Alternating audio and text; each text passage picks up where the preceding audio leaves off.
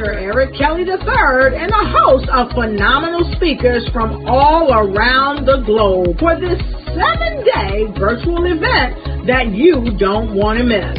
The mission of the Black Business Expo is to raise scholarship money from kids all the way from high school all the way from college. The Black Business Olympics is one of the largest Black business showcases in the world. It is an opportunity for businesses and companies to showcase their businesses globally. We are going to be giving away laptops up to $5,000 away to students. Again, I'm Olivia Appleberry, the founder of 2 Cents Finance and one of the speakers for the expo. I am so excited to see you there. For more info, go to www.blackbusinessexpousa.com or call 919-308-9090 and hope to see you there. I am Black business. From the moment I wake until the time I sleep. Yes, I am Black business. I am Black business. Tell me, are you Black business? I am Black business. Do you support Black businesses? Listen, I support Black business because I am Black business. Black Business Expo, one of the largest business showcases in the history of Black business in the world. The world! Sign up today at www.blackbusinessexpousa.com or call 919-308-9090. I am Black business. I am Black business. From the moment I wake until the time I sleep, I am Black business. I am Black business. Are you Black business? I am Black business. Do you support Black businesses? I support Black business because I am Black business. Black Business Expo, one of the largest business showcases in the history of Black America in North Carolina. Join Dr. Eric Kelly III and a host of phenomenal speakers from all around the globe for this 7-day virtual event that you don't want to miss. The mission of the Black Business Expo is to raise scholarship money from kids all the way from high school all the way from college. The Black Business Olympics is one of the largest Black business showcases in the world. It is an opportunity for businesses and companies to showcase their businesses globally. We are going to be giving away laptops up to $5,000 away to students. Again, I'm Olivia Appleberry, the founder of 2 Cents Finance and one of the speakers for the expo. I am so excited to see you there. For more info, go to www.blackbusinessexpousa.com or call 919-308-9090 and hope to see you there. I am Black business. From the moment I wake until the time I sleep. Yes, I am Black business. I am Black business. Tell me, are you Black business? I am Black business. Do you support Black businesses? Listen, I support Black business because I am Black business. Black Business Expo, one of the largest business showcases in the history of Black business in the world.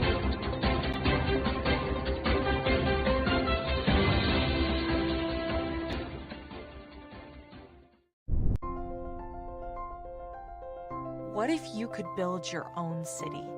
A place where every child can find nurturing people to help them achieve their full potential. A place where every adult can access job training support. Where health education is abundant. Where social justice ruled the land. A place without limitations. Welcome. You have arrived at STEM City, USA. It is what every city should be. A safe and trusted community where you find people and resources to help you become everything you are and beyond. STEM City is unlike anything you have ever experienced.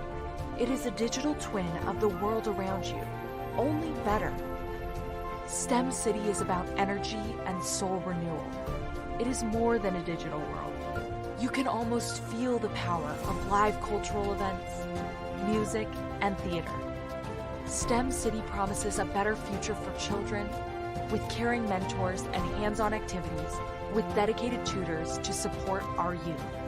STEM City is your passport to a healthy lifestyle with weekly events addressing our community's many issues. STEM City is your financial well-being with helpful information on wealth management, career advancement, job training, and so much more. STEM City is the community you deserve. It is the city where your dreams can come true. STEM City USA, a place in the sky that is accessible to all who reach for the stars.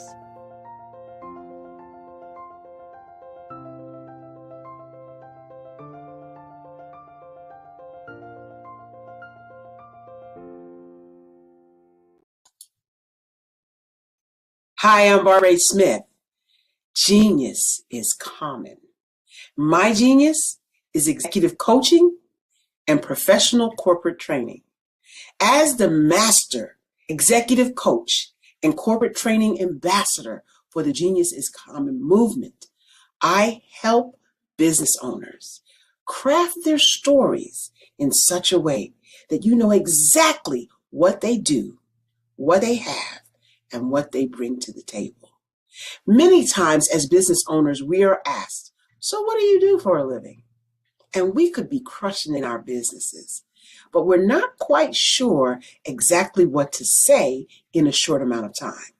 Well, I help you take those stories that are the reason why you're in business and why you're so passionate about your business and craft them in such a way that people are drawn to you, as opposed to being repelled by you. Because every conversation, every time you talk to someone about your business, you are excited about it. But are you really conveying what you do, what you have, and what you bring to the table? And do really people understand why you care so much and why they should care that you have the solution to their problem? Well, I'm here to help you with that. As a master storyteller, I can help you with your stories and spin them in such a way that they are intriguing and fascinating. People want to listen to you talk about your business. That's why at the Genius is Common movement, I am the master executive coach and professional training ambassador. That's my genius. And genius? Oh yeah, it's common. I am from Washington, D.C., but I was raised in Durham, North Carolina. I came to Durham when I was about 5 or 6, and then I traveled back and forth to D.C. because it's where my people are from. One of the unique things about my family is my mother, she's also an artist. She does quilting, and she does a lot of artistic things, and then my son, he draws with both hands, his right hand and his left hand like I do. So that's kind of a family trait. And then my other son, he's a videographer, and my daughter, she works, she's a regional vice president for Sunglasses. When you start out drawing and sketching, you want to continue to explore, you know, each avenue. I do pastels, I do pen and ink, I do painting, I do acrylics. I haven't done oils yet. But I try to do all facets of art. What I say to a lot of times to people is, you know, you can't put yourself in a box when you're an artist. You have to explore. And over the course of my life, I've tried to explore different mediums. I also do sculpture as well. I choose my subjects by the intensity that they have in their faces or the intensity that somebody is moving, because I do more than portrait drawings. I also do I do abstract, and then I do figurative drawing also. Well, what happened in this particular show is that I started out trying to come up with something that would be a little bit different than what everybody else is doing. So I was working on a Barack Obama show, and they wanted me to do some paintings of Barack. And so what I did was, because of the deadlines, I kind of did it kind of fast. And then I realized when I was doing it fast, I enjoyed it. And so then I started doing other pieces the same way, and I started to enjoy those pieces also. And so I came up with this particular style, and it's a style of lines and colors. And what's interesting is that when I was in college, I did a show called Lines, Colors, and I talked about the boldness of the blacks, the hotness of the whites, and this is how this has come about, later on in my life. And the colors comes from a lot of the entertainers that I work with, where they wear different colors. They don't wear, your plain reds or your whites. They wear different colors, and so that's also another piece of what's giving me the colors. The subtitle of this show is Faces That Speak Life. That's real critical. Faces that speak life. Each one of these pieces is a life source and a life energy that's being put on display for people that are looking at them. I always say in terms of my art, it's not important that I draw them. It's important what you get out of what I draw. I don't try to just draw it because you like it. People wanted me to do prints. I didn't do prints. People asked me to do different people, but the people that I choose are people that make a difference in the lives of people in the world. So the human landscape idea was, again, as I said, the lines represent your emotions, it represents your ideas, and it represents your journey as a human being. And that's why you get the different pieces and the different looks. And as you notice, I try not to do one look that looks alike another look. And that's what's the most important part of this show.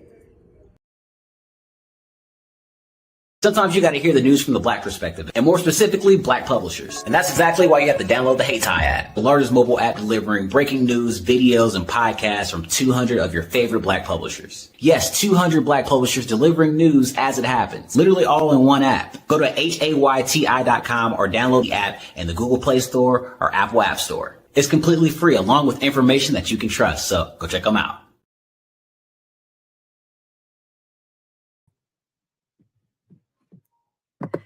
Good afternoon, business owners, entrepreneurs, thought leaders, and corporations. Welcome to the Black Business Network. My name is Carrie Jackson, and I am your business moderator for this afternoon on Black Business Network. The Black Business Network is a 24-hour business network showcasing Black businesses, business owners, entrepreneurs, and thought leaders throughout the world. We have speakers from North Carolina, California, London, Singapore, Africa, Japan, and cities all over the United States. This Black Business Network is a global community sharing its business knowledge to empower, inspire, and educate businesses about business. This week, we are hosting the literary edition of the Black Business Olympics, showcasing writers, authors, speakers, publishers, agents, and literary enthusiasts. Our first speaker is Dr. Rosa Higgs. Dr. Rosa Higgs is a retired public school and community college professor of English. NAACP recognizes Ms. Higgs as an influencer in reading instruction. She holds a master's degree in special education and a postgraduate work towards her doctorate in disability studies with an emphasis on reading instruction. Her undergraduate studies began at San Francisco State University.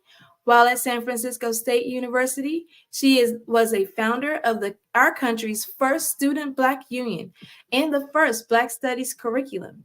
She is the developer and author of Read in 40 Hours or Less, a reading recovery curriculum, and co-director of the Leo C. Higgs Educational Foundation.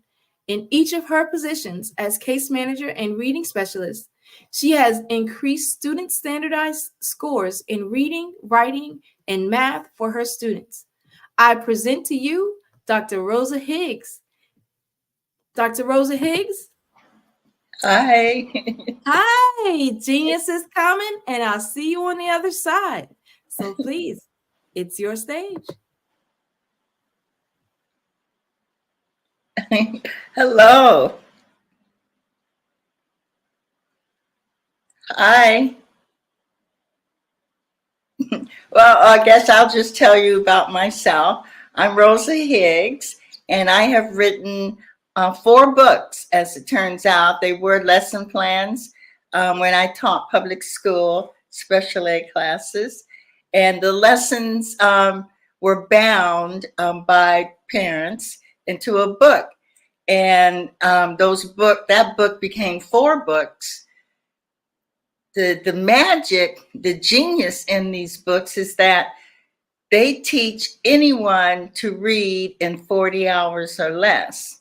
What I have done is broken language arts into compartments.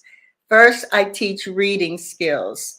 When I say teach reading skills, it's such that all of my students, well, almost all of my students, learn to read within 40 hours. Yes, I know it's not a year or 3 years.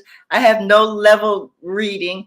I just start with my 4th graders, and I teach them how to read every single English-based word in our American English dictionary. And I do emphasize American English because our English in America is different from all of the others. Britain, Australia, Canada, West Coast Africa, South Africa, it's different than all the other Englishes. So our English has its own dictionary, and my students within 40 hours can read every single one of those words. I know, isn't that amazing? Oh, it's so exciting. So after they can read, that's 2 months. The 3rd month of my program is language arts that we typically know as comprehension skills, writing skills, vocabulary building, etc. And that's those components I teach after they can read. Reading is not a language arts skill. Language is the foundation that leads up to language arts. And I don't confuse the two. Some programs, well, all programs that I've seen confuse reading with comprehension and other parts of language arts. So that is what I do. I am just 2 years into business, and it's been a learning experience for me. I have 2 children. As you can see, I have, this way, right? A grandchild. She's 4 and she can read a little bit. But I have 2 children. My son, Benjamin, is involved in our business, and my daughter, Christina, is also involved. She happens to be one of those math people. She loves numbers, and she's excellent at it. And the girl could do long division in her head. Can you imagine that? But it's very exciting having my children with me and going through what the Educational Foundation can do for so many children who need to read. And when I started doing this as a teacher, it was kind of sad that most of our little Black kids couldn't read very well. But as time went on, I saw that many of the other races of children couldn't read very well. And by the time I'm retired from teaching and doing my fun work at the community college, I noticed there are people from all over the world who can't read. And I mean, they can read a little, but they can't read well. Now, when you take common sense and bring that into the picture, right? Who in the world said there is a level of reading? There isn't. Either you can read or you can't. Either you can swim or you can't. Either you can ride a bike or you can't, right? Well, so it is with reading. Either you can read or you can't. Now, do not confuse reading with comprehension and writing skills. Those are different categories. But to read a word simply requires knowing 7 phonics rules. My books emphasize that. My student workbook is full of exercises that take the child from wherever they are to the fruition of reading every single American-based word, because all of our words are based in 7 phonetic rules. That's all. It doesn't take a year to learn. It doesn't take 4th graders these words and then 5th grade to get another set of words. No, all of the words are readable by the time a child finishes my class. My classes are good for anyone from 8 to 88. 8 years old to 88. For the pre-K through 3rd grade, I emphasize sight words, or words that are commonly seen, that are memorized. I happen to have experience with little kids learning to read, and they tend to memorize words, right? You ever seen a kid read a book upside down, right? It's the cutest thing, and you know that they've memorized the words. So the emphasis has got to be on the 4th grade, because that's where multisyllable words are introduced to the children, and that's too much for them to memorize. And the sentences are much more complex. So I begin there. Also, that's where what do they call it? The pipeline to prison begins, right? They take the reading scores of the 4th graders, and based on how many can't read, they make an analysis of how many new jail cells they will need. That's sad. Anyway, so I want the numbers to go down to 0. Over the years, I have learned much, and I continue to learn much. Unfortunately, like in many businesses, you run into people who are pretty closed-minded. But I am very fortunate. Most of the people I run into are very open-minded, because they are desperate, very desperate to help these children, and they just don't know how to teach them to read. So I do. And I offer many gifts, many discounts to parents, to teachers, to superintendents, to organizations that want to learn how to teach children to read. And I teach them, I make videos, I give them away. I set up tutoring centers for people to go to. It's a massive job, and at my age, it's something that I really want to turn over to younger people. So I'm always looking for some young people, particularly men. Always looking for that man, right? Okay, let me stop being silly. I'm sorry, I can be silly. Anyway, we need male teachers in our public schools. So there's a big push to find Black men to become teachers. And we're doing pretty well. We found a few, and women as well, to become teachers and tutors for our children. Like I said, there are only 7 phonetic rules. 7, isn't that great? And it doesn't take a year. It only takes 40 hours. 40 hours. That is 1 hour a day. 1 hour a day for about 6 weeks.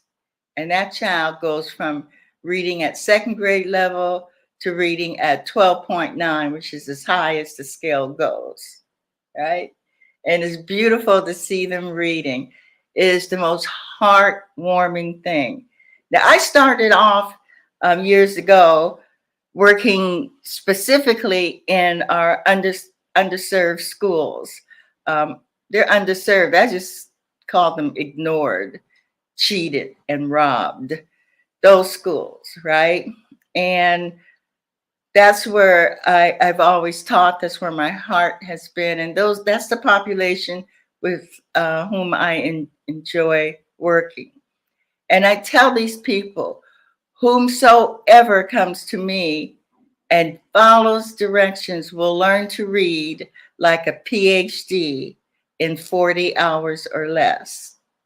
Now, it has not taken anyone 40 hours to learn to read.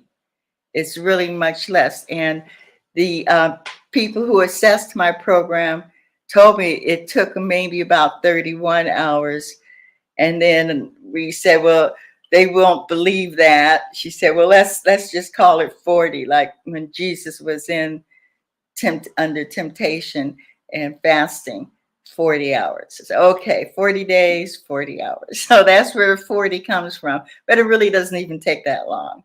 Amazing. Isn't that exciting? Well, let me tell you something that has happened. When I moved back to California, my son, who's a city councilman, and an old friend of mine I knew at law school, they called me consistently for a year. Now here I am, happy and retired, professor of English. Oh, I love that title. And I have my own parking space. And because I'm an elder and a senior, all my classes were on the first floor near the bathroom. I was so spoiled at this school. I loved it. And they kept calling me to come back, leave Chicago and come home. And I'm like, well, yeah, but what is the urgency, right? And it's because these kids can't read. I said, that's ridiculous. And they would call me and they said, okay, I'm going to give you a link. You go to that site. So eventually I rolled around to doing what they said. And lo and behold, California was no longer #1 in the nation. When I was a child in Berkeley Public Schools, Berkeley was the #1 school in the nation, the whole wide nation, right? California was #1 in the whole wide nation. I looked at those statistics. I almost fell off my chair. I could not believe we have fallen so low from grace. My hometown of Berkeley, California had fallen. The whole state of California have fallen way down. When I looked at the statistics about 10 years ago, we were fourth from the bottom of all 51 school districts in the United States. We were down there, like number 46 or something. It was terrible. So lately, I've been looking at this and lamenting how, gosh, this is terrible. The whole state has gone down. Then it broke my heart to learn just a few days ago that this isn't the Black kids' problem. It's all of the kids' problem. And I knew this would happen because Dr. Martin Luther King warned us. He said, if your kitchen's on fire and you don't put it out, it will spread to the rest of the house. And so we all knew that and we believed him. Lo and behold, the Black kids couldn't read. They didn't do anything about it. And that fire has spread throughout K through 12 to all of the kids. I just learned that only 5% of America's K through 12 students, public school students, only 5% can read at grade level. 5%. A couple of years ago, pre-pandemic, it was 30% could read. Now it's down to 5%. And I am just floored. And I'm just thinking, oh, dear God, what can I do? What can I do? What can we do? We have to grow. We have to go much faster. We have to be more aggressive. And I really need some coaching on how to expand and to grow, because I'm just thinking this school here and that school there. But this is really a national problem. And while we are in several states, we need partners to push, because what good are your books if the kids can't read them? And I'm not talking about Black kids. I'm talking about all of these kids. 5% of the kids can read. So you can write all you want, but if they can't read, what good is it going to do them? People talk about the Christians say they need to read the Bible. If they can't read, what's the Bible going to do? If they listen to someone telling them about their religion, whatever their religion is, instead of reading the background and the foundations and fundamentals of their religion, what good is it? A person can tell you anything about a religion if you can't read. A person can tell you anything about a contract if you can't read that contract. In 1844, this is going to hurt. We had more people of color reading by percentage than we do today. That hurts, doesn't it? You know what was going on in 1844. You know what happened to people who learned to read and who taught others to read, right? Well, enough of that. That's the urgency. And that's what I want everyone to feel. The two people running for president mentioned the crises in our schools. And it's not the teacher's fault. It's not the parents' fault, right? The teachers weren't taught. Why weren't they taught? Because no one taught them. So here we come and we have to holler the top of our voices. We know how to teach the teachers and the students, and we must be heard for the sake of all of our children, not just our Black children or brown children. Every child deserves to learn how to read, how to be productive, how to express their passion in art and music. All of these things require reading. Let me tell you something really interesting that I learned when I was teaching in the community college. I had students from all over the world. This was really fascinating. And one of the fundamentals of my reading program is that I teach the short vowel sounds and the rules that determine if a vowel in a word is going to be long, short, or silent.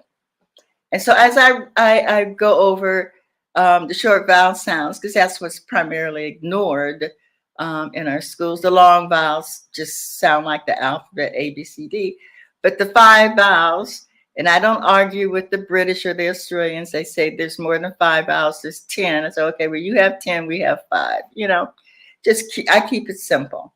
So what I learned was that the short vowel sound is in every single spoken language in the world. Can you imagine that? Duh. So our short vowel sound, that sound is in every language, right?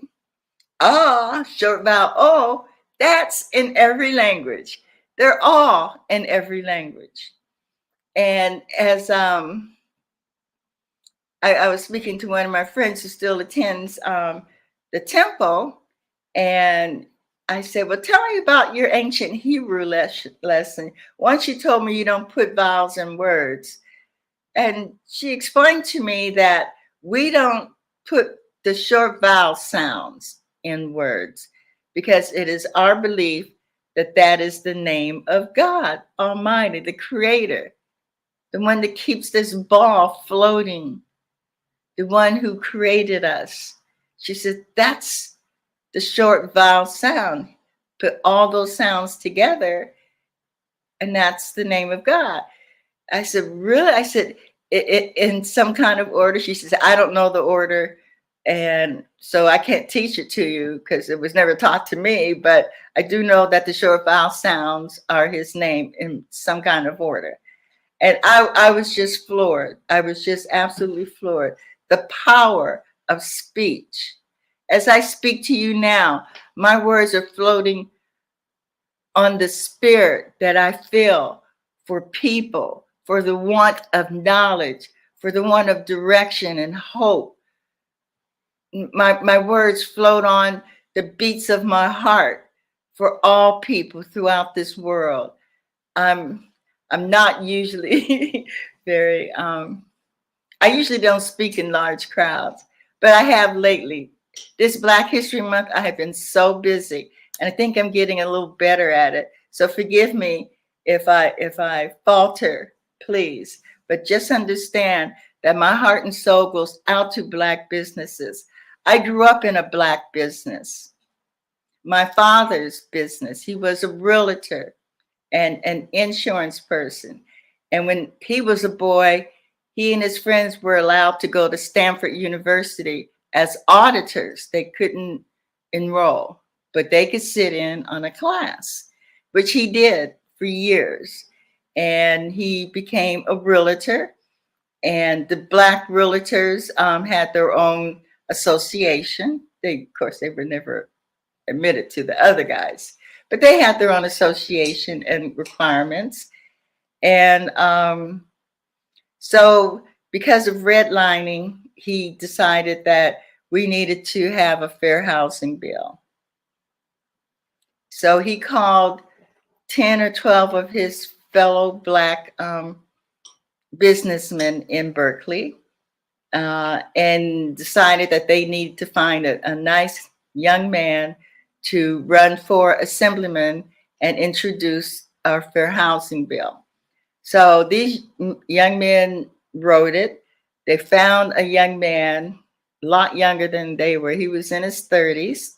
These men are in their 50s and 60s. They were World War I veterans, all of them were.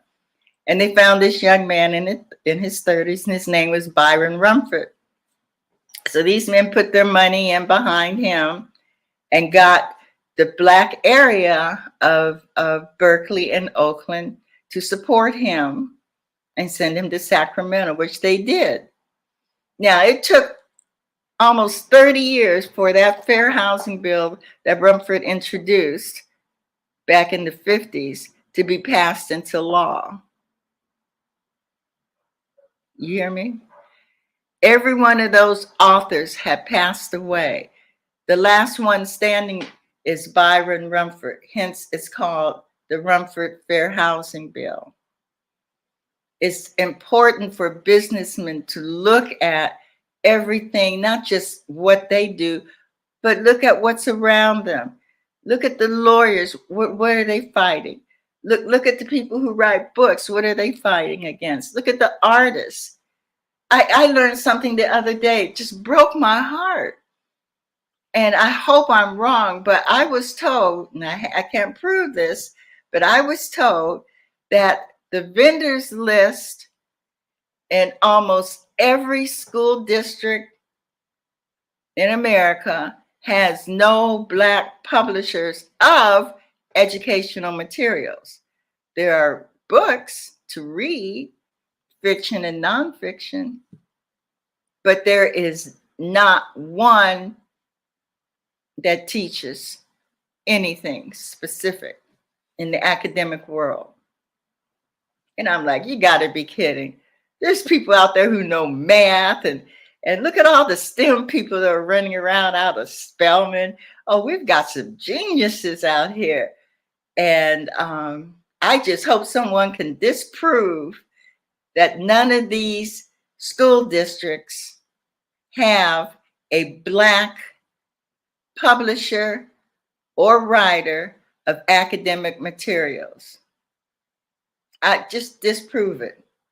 Now, I know I'm the only writer and publisher of phonics workbooks. They're not textbooks. I hope someone comes along who's smarter than I, who can put this into a textbook format if they want. The workbooks work just fine. But that's what I'm hoping for. I'm hoping someone can show our children math the way I taught my daughter years ago, the way my father taught me as a child. Put it in a book. Some schools have stopped teaching the timetables. I remember standing in front of my grandmother crying. All right, what's 7 times 8, Rosalie? And if I missed it, I had to go back to 1 times 1. I would just stand there crying until I could go from 12 to 12. Had to do the timetables. Same with both of my children. These children, I've run into many of them, even when I was teaching. They not only do not know cursive, but they also cannot multiply. And I want you to be worried and scared for them, because if a catastrophe happens, how can they know which way to go?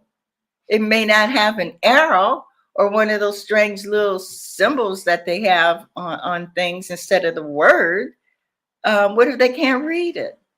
This is serious. And not only that, we know that people who can read have more synapses running around in their brain than people who can't. People who read live longer, live healthier, they're happier, they make a whole bunch more money. Come on, just because they can read. All right? This is important. This is critical to our well-being. It is not to be taken lightly. There is a crisis going on. The kitchen has been burning. Now it has moved to the dining room and the living room.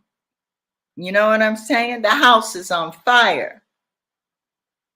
And we've got to save ourselves and our children and our future.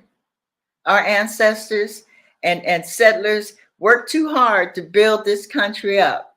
Fought too hard to make real what democracy is all about. You know, I was shocked at how hard it was to get Black studies into one of the most liberal colleges in America. I was shocked. I was shocked that our Democratic mayor, that woman called the cops on us for demonstrating. Yeah. She called the police on us, where they tear gassed us. We're 17, 18, 19-year-old kids. They tear gassed us because Dr. Nathan Hare told us there's a whole subject of Black history. We had never heard of that. He told us about it. He showed us books. We said, well, we want this to be something academic, not just a club. People need to know, right?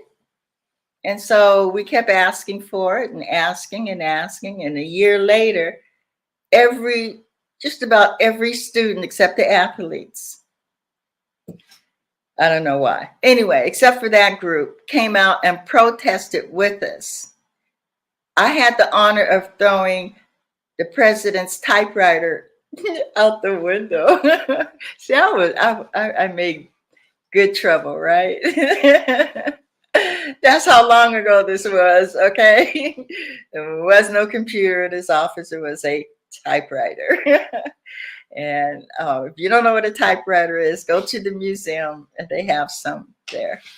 So my friend, I have friends, Danny, he threw rocks, but the police tear gassed us, put us in paddy wagons, took us to the jail where we had to wait for our parents to come get us. And I was an orphan, so I just got to leave with my friends, right?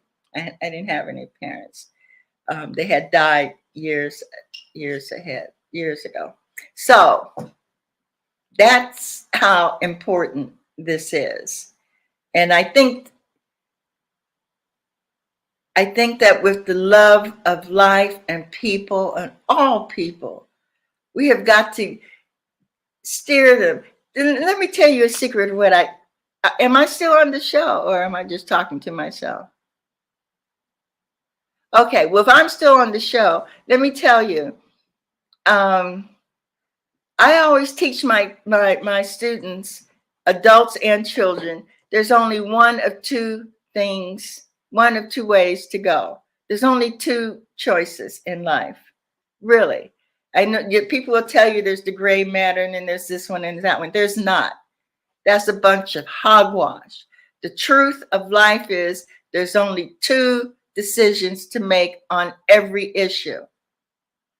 The truth or the not truth. The correct or the incorrect. Oh, okay. Yes, you were live. We've heard everything that you said. You have poured out so much great information. Oh my God.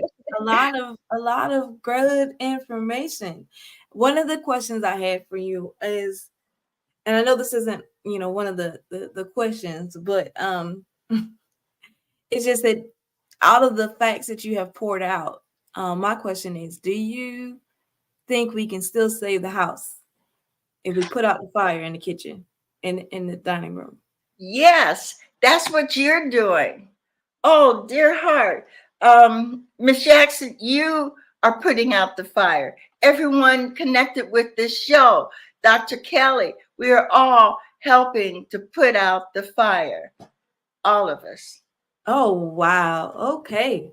All right. So what, let's see this, what advice would you give to anyone that's out there that could be aspiring to write or would like to actually take up that mantle that you said about, trying to get actual curriculum books instead of the workbooks? What would you say to inspire them to take on that mantle?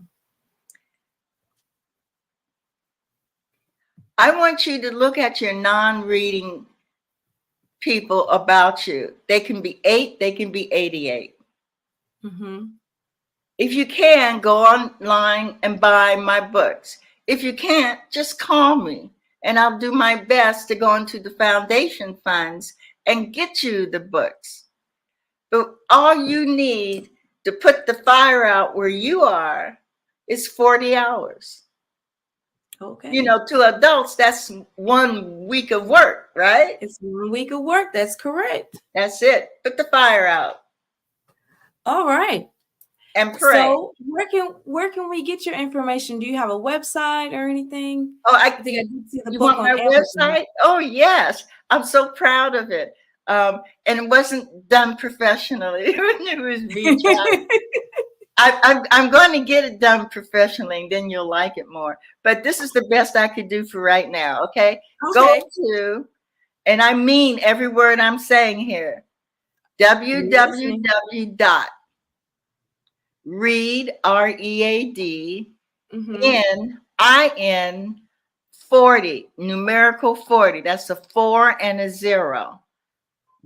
.com, C-O-M, okay? And you'll see my webpage. Do not freak out over the prices, right? My kids are greedy. I am not.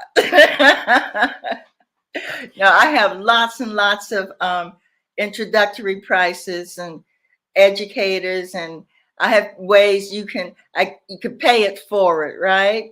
So yes, a lot of people have paid for your books already, even though you haven't asked for them yet. All right. Just keep that in mind. And when you get your money, you're going to pay it forward. That helps. Okay. That is true. So now, do you have any upcoming projects that you're working on? Any initiatives? Oh my God, yes. Really, really big. I don't want to tell you where, but a whole state has asked me to teach their teachers in summer school. The whole state. Isn't that awesome? That is awesome. The whole state. Now, to tell you the contrast, right here in my little hometown. But Miss Higgs, what other school district? Just every roadblock. We're Black. We know they invent things, right? To turn us back or discourage us. But not in this state. The state that wants me, they say, when can you come? When can you come? I said, well, I'm 80 years old. I don't know if I want to travel that far. He said, Miss Higgs, we'll give you everything you need. Please come. And we'll even give you a chaperone. I said, okay, I'll come. Well, Miss Higgs, we are actually down to like the bottom of the hour. And so we would like to actually thank you for your time and sharing your genius. Because genius Yes, Thanks for because inviting genius me. is common. Every one of your geniuses, I need your help. So you don't have to buy a book, but you definitely have to call me. Okay, so go to my website and call me so I can call you back. All right. All right. And again, oh, hold on, wait, let me check in. All right, yes. So, and again, your website is www.readin40.com. Dot reading. Yes. www.readin40.com. Yes. That's www.readin40.com. Is that correct? That's correct. Perfect. All right. Well, thank you very much, Dr. Higgs. We I really did appreciate okay, you. huh? Yeah, you did great. I mean, you shared some awesome gems, you know, from the actually the thing that stuck out with me the most was that in 1844 there are more people of color reading than there are now. Proportionately. And that is that proportionately that's some shocking thing, especially when you think about, you know, social justice and racial inequality. And you know, I know you mentioned a lot that it's not just about Black and brown. That's true. However, you know, we do need to work on our numbers. Yes, we definitely do. We're the most oppressed. That's why the laws go against us. Behavior goes against the other people, but it's laws that hold us back. Yes, and I know I'm going to take up the challenge, and I press everyone on the Black Business Network to take up the challenge to actually discover if there are any Black publishers educated publishers for educational material on the vendors list throughout the country. Is that correct? That's correct. All right. Well, we're going to have to see on how that academia list looks then. Oh, great. So we can improve everything. That'll make a great research paper for some aspiring publisher. That should. Definitely great information. But thanks again, Dr. Rosa Higgs, for coming and sharing your genius here. We really appreciate it. And genius is coming, and I'll see you on the other side. Well, at this time, we would like to also mention that the Black Business Expo's mission is to raise funds for high school seniors going to college or those K-12 entrepreneurs. This expo is a fundraiser for students. You may go to www.blackbusinessexpousa.com to donate to the scholarship, or you can use your Cash App, and that's on the screen below. It says $BBXUSA. Our goal is to give laptops and up to $5,000 to 10 students. Students can register online as well at www.blackbusinessexpousa.com. Every dollar counts, so we want to remind you to donate to the scholarship fund. We want to thank our Black Business Expo USA sponsors for February 2024, NC-100, Moody Capital Partners, Suede Soul, The Hello LLC, Lotus Rich Coaching and Training, Carolina, Virginia, Minority Supplier Development Council, Step Management, Barbara H. Smith, LLC, 5-Star BDM Media, Margie McLean Foundation, Incorporated, Genius is Common, Earth Essentials, Malane Shania Global, Executive Women's Success Institute, The Quality Coaching Company, Superwoman Business Services, Creative Force Studios, Lee Entertainment, Artist App Design, and Black Business Expo USA. Genius is coming, and I'll see you on the other side. I was born in a little village on the island of Haiti. Many deadly diseases pounded me. It is as if they were on a mission to end my existence on this earth. I refused to give up. In 1983, I left Haiti and came to the United States of America. And I came with $5, 2 shirts. I didn't speak any English. I came to Atlanta. I got a job. I was a doorman. I was a doorman with a dream. What I used to do, I used to come on stage I'd rehearse this moment that I'm standing in front of you. That's the power of a dream. Maybe today is the day you begin acting as if you already have it. And then step out with full force. Take a risk. No condition is permanent. Don't let your situation distract you. You are chosen. You are called. You are born for a purpose in this life.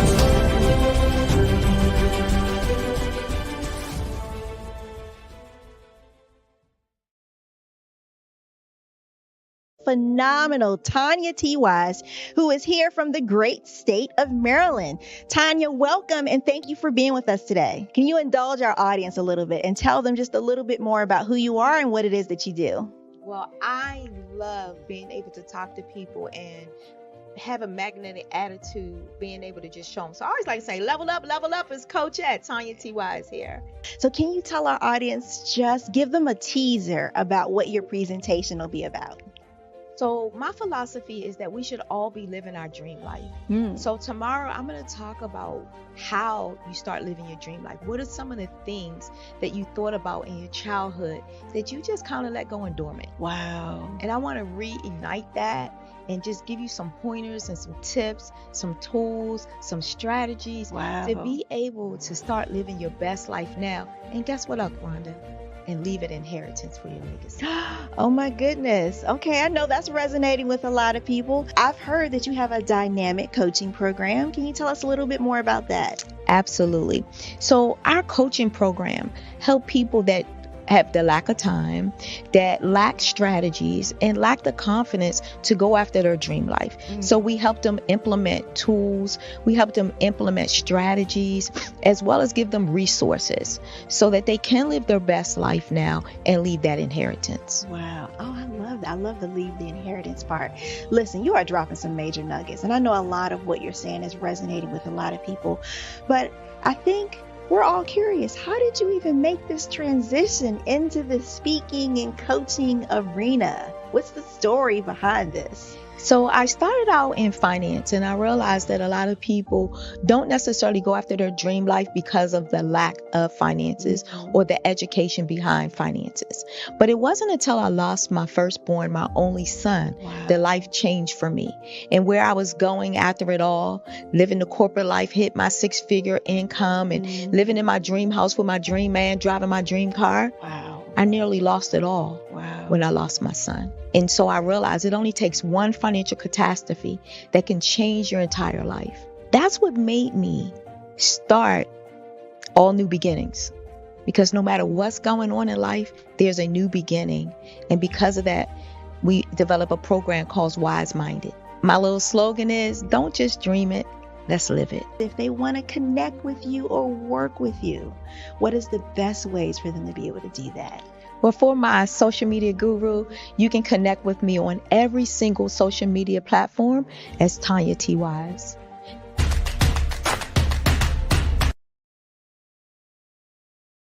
Five-Star BDM, Brand Development Masters, is a professional consulting and advisory group keenly focused on business development services for the small to mid-sized business and entrepreneurs. Although every business is unique, they often share business development challenges that can be addressed through smart branding. Services include process improvement and operations, digital strategy and transformation, business intelligence, digital marketing, and personal branding. Our business and personal branding company has helped a number of professionals and organizations to optimize and grow. This results in more business, more opportunities, better reach, positive outcomes. Visit www.fivestarbdm.com today to learn more.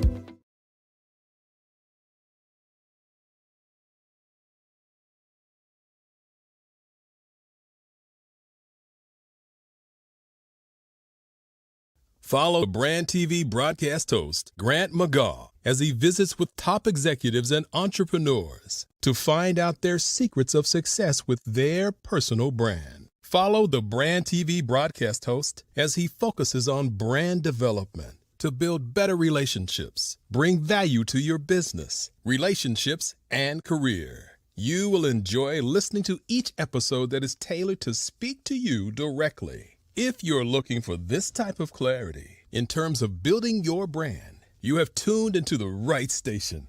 Each episode will help you to shape a conversation in the 5-star BDM network of 20,000 professionals and become a springboard for your corporate engagement and business opportunities. Each guest will frame their story in the areas of personal branding, business development, career development, financial empowerment, and technology innovation. Grant McGaugh explains why he is the CEO and owner of his own professional career. Grant is an accomplished business leader and entrepreneur who wants to give back to individuals to grow their personal brand strategy. Tune in as he weaves his story about new possibilities, while to you exceed expectations. If you love storytelling, this show will make for fun.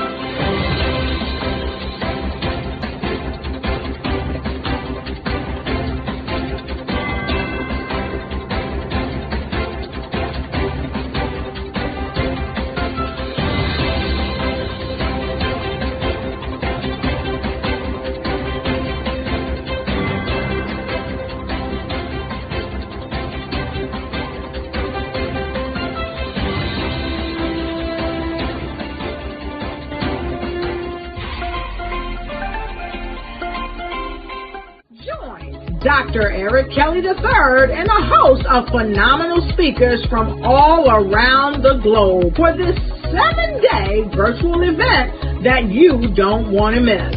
The mission of the Black Business Expo is to raise scholarship money from kids all the way from high school, all the way from college. The Black Business Olympics is one of the largest Black business showcases in the world. It is an opportunity for businesses and companies to showcase their businesses globally. We are going to be giving away laptops up to $5,000 away to students.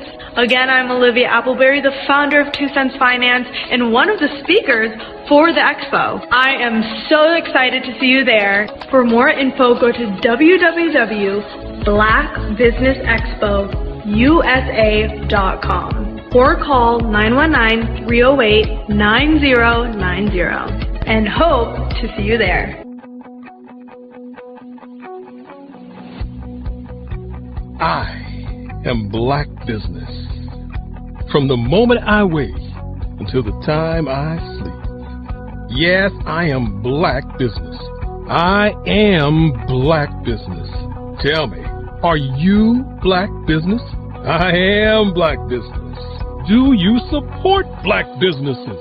Listen, I support Black business because I am Black business. Black Business Expo, one of the largest business showcases in the history of Black business in the world. The world! Sign up today at www.blackbusinessexpousa.com or call 919-308-9090. I am Black business. I am Black business. From the moment I wake until the time I sleep, I am Black business. I am Black business. Are you Black business? I am Black business. Do you support Black businesses? I support Black business because I am Black business. Black Business Expo, one of the largest business showcases in the history of Black America in North Carolina. Sign up today at www.blackbusinessexpousa.com or call 919-380-9090. I am Black Business. I am Black Business.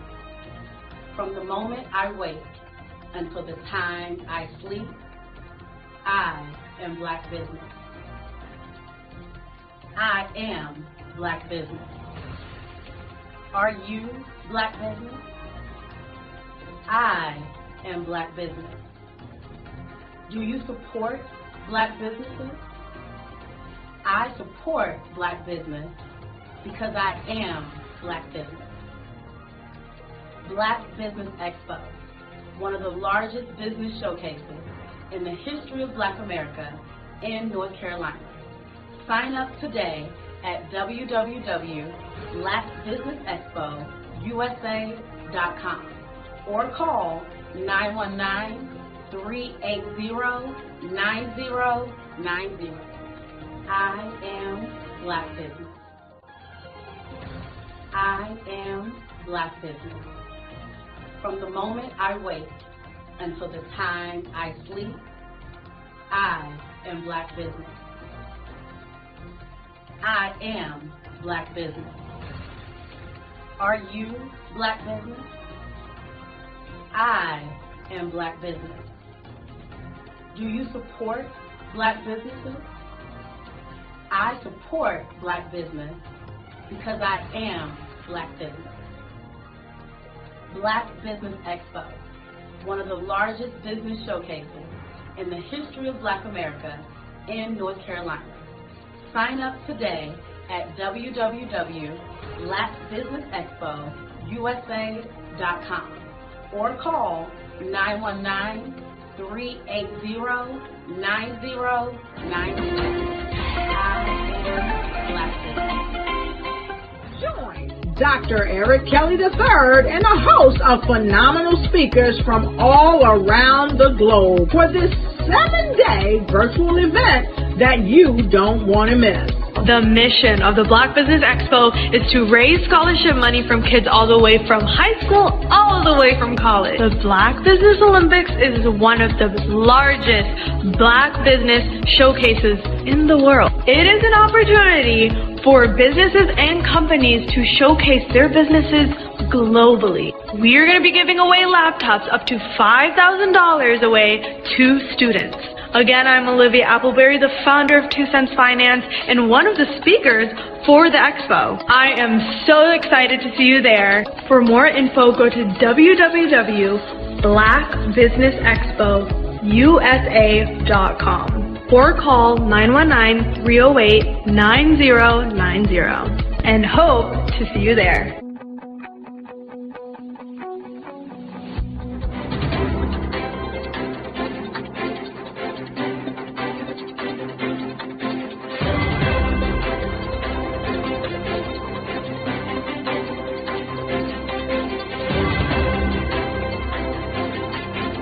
Over the past few years, we've seen the growth of existing and new initiatives focused on financial inclusion, building global networks, and reducing the wealth gap in response to the idea there's not enough seats at the table. Whether their outcomes are to increase the representation of Black executives on corporate boards, ensure an inclusive global economy, or to create new U.S.-African commercial pathways, the strategies are often carried out by separate programs. The question is, should they be? With the continent of Africa being home to more than half of the world's fastest growing economies, the youngest workforce, over 400 companies generating more than $1 billion annually, 700 generating more than $500 million annually that are poised for growth, and being the destination of nearly $5 billion in venture capital in 2021.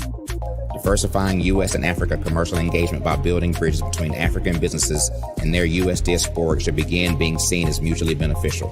From helping to reduce Africa's enormous capital gap to catalyzing two-way trade opportunities, the COVID-19 global pandemic hopefully has taught us that global challenges and opportunities are more interconnected than we thought. During the pandemic, African companies like Unicorn Flutterwave, insurance provider Reliance Health, ride-hailing app Yasir, and 54 Gene, the continent's first bank of DNA on people of African descent, prove that when African companies have access to networks, capital, and information, they grow big, grow fast, and create solutions that are valuable to the world. This is why Be Direct was created.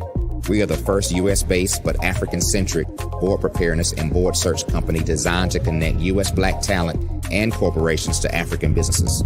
Unique and fundamental to Be Direct's success is our process of helping board candidates adapt their experience and networks to an African context before they're connected to high-growth companies that are looking to locally and globally scale.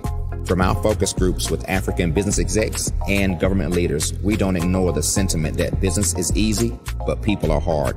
Having a pool of board candidates with hard-to-access networks and extensive experience across the business life cycle, including successfully raising capital, is table stakes for an initiative like this. So yes, we have that. But corporate or entrepreneurial success in the U.S. does not guarantee success in Africa. Developed alongside industry partners on the continent, our training program, Be Direct Prep, is designed to transpose their experience to create cultural comfort, understanding, and a commitment to helping businesses in Africa scale.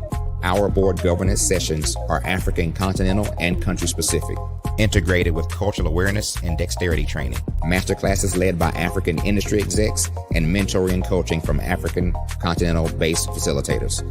But even more unique to Be Direct Prep, we cap off our training program with an immersion trip to help candidates that have not been to Africa before see and feel Africa's complexity and opportunity from African soil. We all know traditional network-based board placement has historically left a lot of us out of ever really being in the paid board pipeline. Our strategy supports the work of many great organizations that are successfully filling seats at U.S. board tables by creating more tables for those that are still left on the sideline. It's time to start seeing the role and value of U.S. Black talent and businesses on the continent of Africa differently.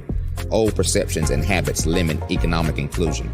Let's transition Black talent and the African businesses they will support from the periphery of the global economy to its core. Living in a global lockdown, we all know now how fast local and global economies can change, and see the value of having businesses that hire, strengthen local value chains, and even grow globally. Status quo in any form holds back progress. We must democratize U.S.-Africa commercial engagement by socially and economically connecting cultures that have long been disconnected.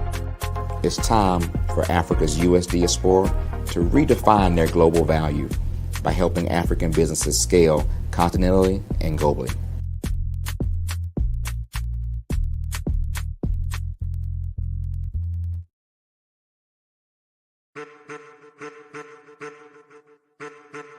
I am a child of the Most High God. He has gifted me in ways that I could not even imagine and didn't know.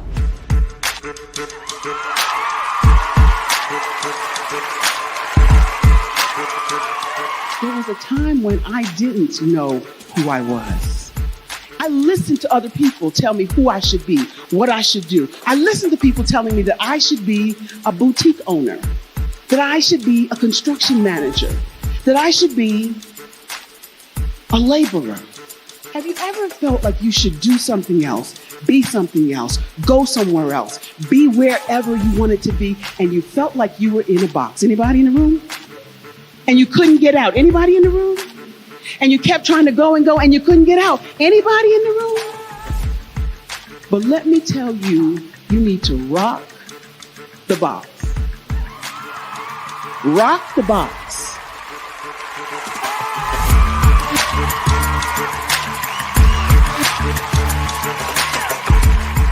I am engaging, inspiring, and empowering.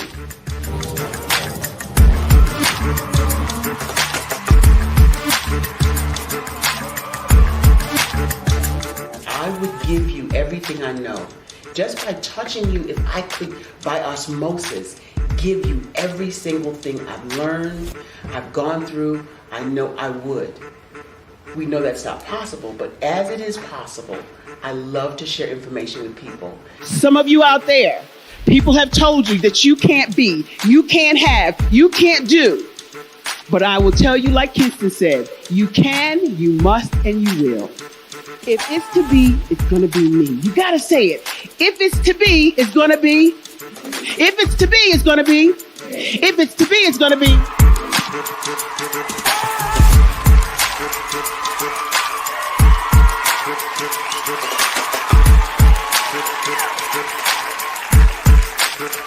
Barbara is because she believed what her mama said about her and not what other people told her. Every day you wake up, when you're in a situation, it's your choice whether it's an advantage or the disadvantage. She gained her confidence and her life, and now she is a testimony. If I can help you elevate yourself, then I feel like I'm elevating my own self as well. What you know and I know together can change the world.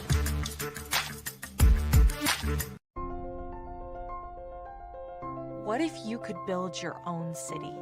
A place where every child can find nurturing people to help them achieve their full potential. A place where every adult can access job training support. Where health education is abundant. Where social justice ruled the land.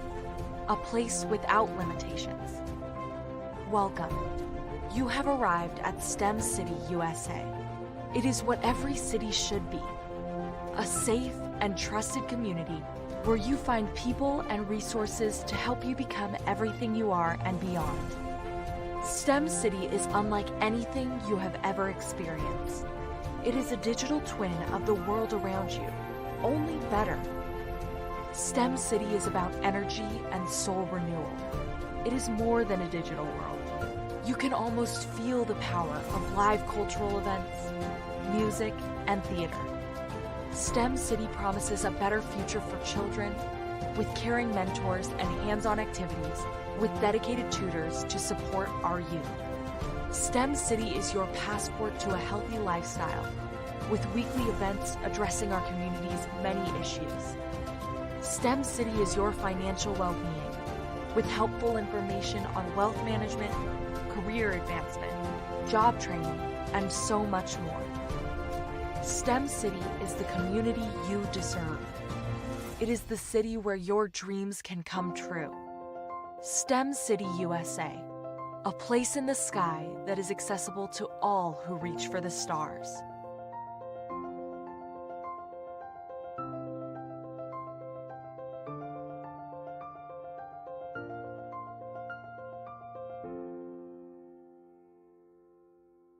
Are you a forward-thinking entrepreneur or business owner? The world is changing faster than ever, and it's time to pivot and adapt to the future. Hello LLC is here to help you do just that. Hello stands for helping enterprises leverage leading-edge optimizations. Our innovative solutions can streamline operations, reduce overhead costs, and give you a competitive edge in a market projected to reach $5 trillion by 2030. By pivoting to the metaverse, businesses can tap into a rapidly growing market that is projected to be a significant part of daily life for 25% of Americans by 2026. As a full digital metaverse agency, the Hello LLC can help you create custom solutions to streamline operations, increase productivity, reduce costs, and drive brand recognition. Why should you pivot to the metaverse with the Hello LLC? By leveraging cutting-edge technology, you can provide immersive experiences for your customers, expand your global reach, and unlock new revenue streams. Contact us today to make the pivot.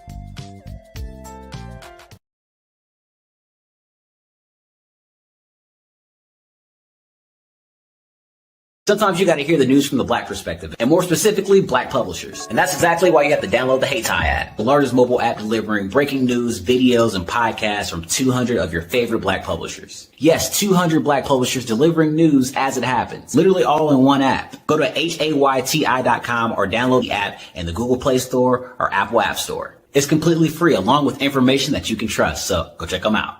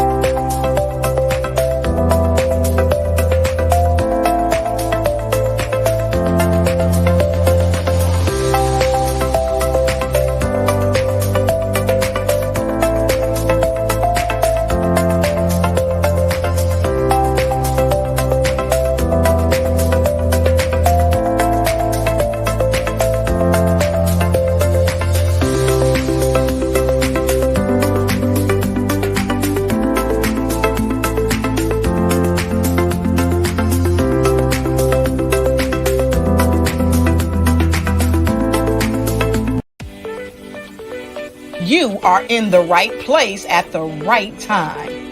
The Black Business Network opens again for its Black Business Olympics, a 24/7 broadcast on business, strategies, global branding, social media marketing, finance, advertisement, and much, much more. Featuring the top, most powerful entrepreneurs and speakers and thought leaders from all around the world as they gather together for this phenomenal event. Join the Black Business Network streaming live into the metaverse, STEM City, USA, Black Multiverse, Pod TV, Roku, Hulu, iHeartRadio, Apple TV, YouTube, TikTok, Instagram, Google Podcasts, Facebook, LinkedIn, IBM TV, Spotify, and Twitch. Tune in today and be a part of this amazing movement. The Black Business Olympics welcomes you.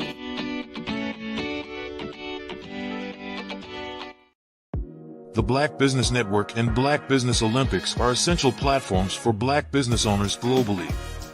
They provide the tools and support you need to succeed in today's competitive marketplace. Join us today as we collaborate together with businesses from around the world to support our children, students, and young future entrepreneurs, Black businesses, and corporations. We raise funds for students going to college and young entrepreneurs who are aspiring to be business owners, and we invite you to be a contributor today. Visit the website www.blackbusinessexpousa.com to connect with and learn more about how the Black Business Network and Black Business Olympics can help you not only share your amazing business story to businesses, but also serve future generations. Hello, my name is David Jones, CEO and co-founder of the Hello LLC, where we help businesses build a culture, brand an experience, and leverage technology to pivot into Web 3. Join the Black Business Network streaming live into Roku, Metaverse, STEM City, Black Multiverse Enterprises, Hulu, YouTube, iHeartRadio, Apple, Facebook, LinkedIn, Spotify, Twitch, and Google Podcasts. Tune in, turn on, and let's thrive.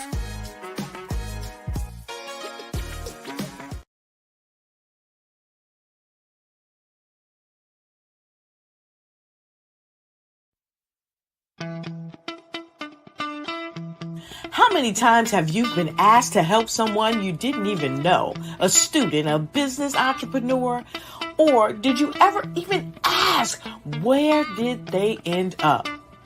That business, that friend, that entrepreneur. Well, just maybe they ended up in a gang, bankrupt, homeless, or worse, dead. Maybe they turned to crime, drugs, and alcohol. Did you ever wonder? Did you destroy their dream, or was your life always so easy? At the Black Business Olympics, we started a movement to help students complete. Give them hope and foster success. Help them to leave their dreams of providing laptops, computers, and up to $5,000 in scholarship funds. Today, we ask you to help a student, a business owner, or an entrepreneur to realize their dream by sponsoring them, supporting them, and buying from them. Consider this. With $1.6 trillion in our Black community, we only ask for a small donation for our students, our businesses, and our entrepreneurs. And you can change a life today. So I ask you, what are you going to do? Sit on the sideline and watch our students in high school be leaders, miss out on their dream from lack of resources? Or are you going to donate to the movement and change their future and yours as well? Give us a call today at 919-308-9090. Change their life by investing with action to the Black Business Olympic Fund. The Black Business Olympics, one of the largest business showcases of Black business in the history of the world.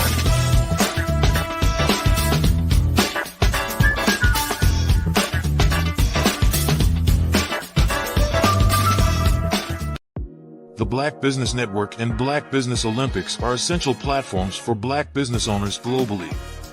They provide the tools and support you need to succeed in today's competitive marketplace. Join us today as we collaborate together with businesses from around the world to support our children, students, and young future entrepreneurs, Black businesses and corporations. We raise funds for students going to college and young entrepreneurs who are aspiring to be business owners, and we invite you to be a contributor today. Visit the website www.blackbusinessexpousa.com to connect with and learn more about how the Black Business Network and Black Business Olympics can help you not only share your amazing business story to businesses, but also serve future generations. Hello, my name is David Jones, CEO and co-founder of the Hello LLC, where we help businesses build a culture, brand and experience, and leverage technology to pivot into Web3. Join the Black Business Network streaming live into Roku, Metaverse, STEM City, Black Multiverse Enterprises, Hulu, YouTube, iHeartRadio, Apple, Facebook, LinkedIn, Spotify, Twitch, and Google Podcasts. Tune in, turn on, and let's thrive.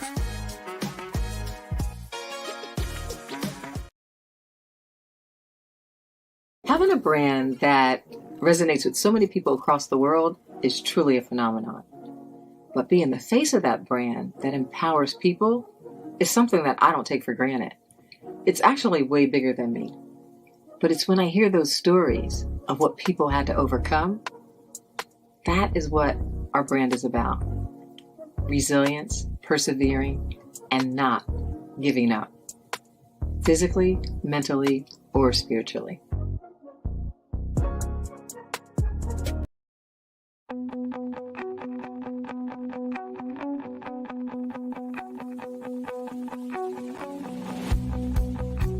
I am Black business. From the moment I wake until the time I sleep. Yes, I am Black business. I am Black business. Tell me, are you Black business? I am Black business. Do you support Black businesses? Listen, I support Black business because I am Black business. Black Business Expo, one of the largest business showcases in the history of Black business in the world. The world!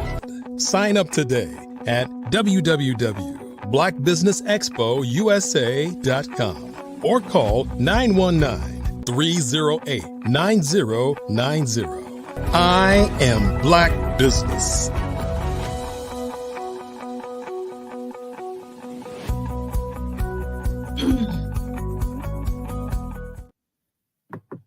Good afternoon, business owners, entrepreneurs, thought leaders, and corporations. Welcome to the Black Business Network, and my name is Carrie Jackson, and I am your business moderator for this afternoon on the Black Business Network. The Black Business Network is a 24-hour business network showcasing Black businesses, business owners, entrepreneurs, and thought leaders worldwide. We have speakers from North Carolina, California, London, Singapore, Africa, Japan, and all the cities throughout the United States. The Black Business Network is a global community sharing its business knowledge to empower, inspire, educate businesses about business. This week, we are hosting the literary edition of the Black Business Olympics, showcasing writers, authors, speakers, publishers, agents, and literary enthusiasts. Our next speaker, Attica J. Torrance, will be doing a fireside chat with Miss Eartha Watts Hicks. Attica J. Torrance is a two-time Emmy Award nominated producer, Television Academy Awards recipient, an award-winning director, an actor, screenplay writer, novelist, and a film industry veteran for over 20 years of experience. Attica's 2 Emmy nominations and Television Academy Honors Award came from the 6-part docuseries he produced entitled Rest in Power, the Trayvon Martin Story. Rest in Power was executive produced by Jay-Z and the parents of Trayvon Martin, Sabrina Fulton, and Tracy Martin. Most recently, Attica was taped by Cocktails Production to produce and direct the entire Show Up, Turn Out voting campaign for the 2021 New York City primary elections. Attica created a curriculum that was taught at Long Island University's Brooklyn campus with famed actor Malik Yoba. The class entitled The Working Actor with Malik Yoba was also produced as a live event and television pilot for the NBC Universal entitled The Working Actor with Malik Yoba Monologue Slam. Attica is the founding partner and producer of the Brooklyn FAM, Film Arts and Media Conference, along with the actor Jamie Hector, which is a 3-day conference held in the heart of Bed-Stuy, Brooklyn at Restorations Plaza, historic Billie Holiday Theater. The Brooklyn FAM Conference, formerly known as the Bed-Stuy Crown Heights Film Festival, brings out the who's who in Brooklyn's thriving film arts and media community. Always creating, innovating, Attica just wrapped up production on his latest feature film and is currently in post-production and preparation for a successful festival run. During the height of COVID-19 pandemic, Attica produced and narrated a mini doc called Vacant, Not Vanquished about New York City's during the COVID-19 pandemic and sold out of his special limited edition novel, Brooklyn Bred, a 90s Brooklyn story, which is coming-of-age story about a young man's plight growing up in Bed-Stuy, Brooklyn in the early 90s. Upon selling out of the special limited edition copies, the paperback version has become required reading for the New York City's Education Department's My Brother's Keeper program. I present to you Attica J. Torrance and Miss Eartha Watts Hicks. Great job. Hey, genius is coming. And I'll see you on the other side. Thank you. Thank you so much for that opening. Great job. Well, hello, Attica. It's great to see you. Wow. Hello to you, and thank you for having me. It's great to be here with you. I'm honored. Thank you so much. Now, my first question is, I've heard of people going from novel to film or novel to television, and rarely have I heard it done in reverse, which you have done very successfully. So please tell us what that journey was about, what inspired you to do it that way. Wow. Well, primarily because of what you said, most people go from novel to film. So as a filmmaker, as a writer, a screenplay writer, I was writing a pilot. I wanted to write something that that was seen from the Brooklyn lens. I've seen a lot of stories out here, whether it's, I wanted to write a story about the 90s in Brooklyn. And, but I also realized you can write 1,000 screenplays and no one will ever call you a writer. An author. You don't get that type of credit to your name. And I'm from the era when authors had a lot of clout.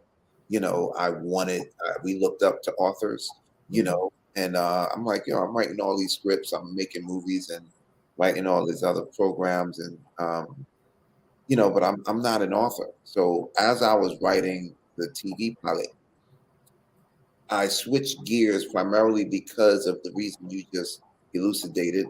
One is you can go from a novelist to a filmmaker, but rarely do people go from filmmaker to novelist. So rarely does a movie become a script. So when you think about it from a business perspective, you maximize your streams of income if you sell it as a novel and then turn it into a film.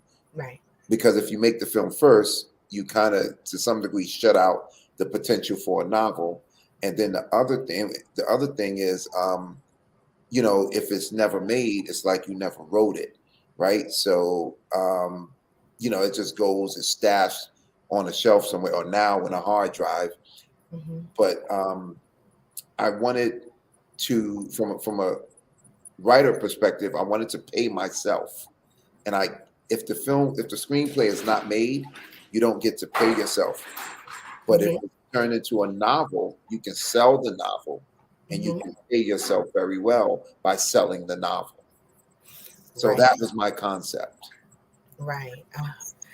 So when did you first realize you had a passion for television and writing and filmmaking? Okay, so I'm doing a lot to remain professional because I know you. So I'm gonna keep it one board. And I almost called your name. I knew you by a few years ago. I'm not gonna say how many, but a few. But yeah, so I've been a storyteller my whole life. My whole life. I grew up in the era of writing letters. So I've been a writer for a long time. I was raised in Bed-Stuy, Brooklyn. Then my family moved to Liberia, West Africa. And in doing so, I had all of my friends here, my family, and I was writing constantly. And then, I've always been a storyteller. I mean, we've played games, in my house where we, charades, or whether, we were telling stories, with our bodies, or, all of those games. So when I decided to choose it as a career, I chose filmmaking. But I chose filmmaking not understanding how it's really just a part of being a storyteller.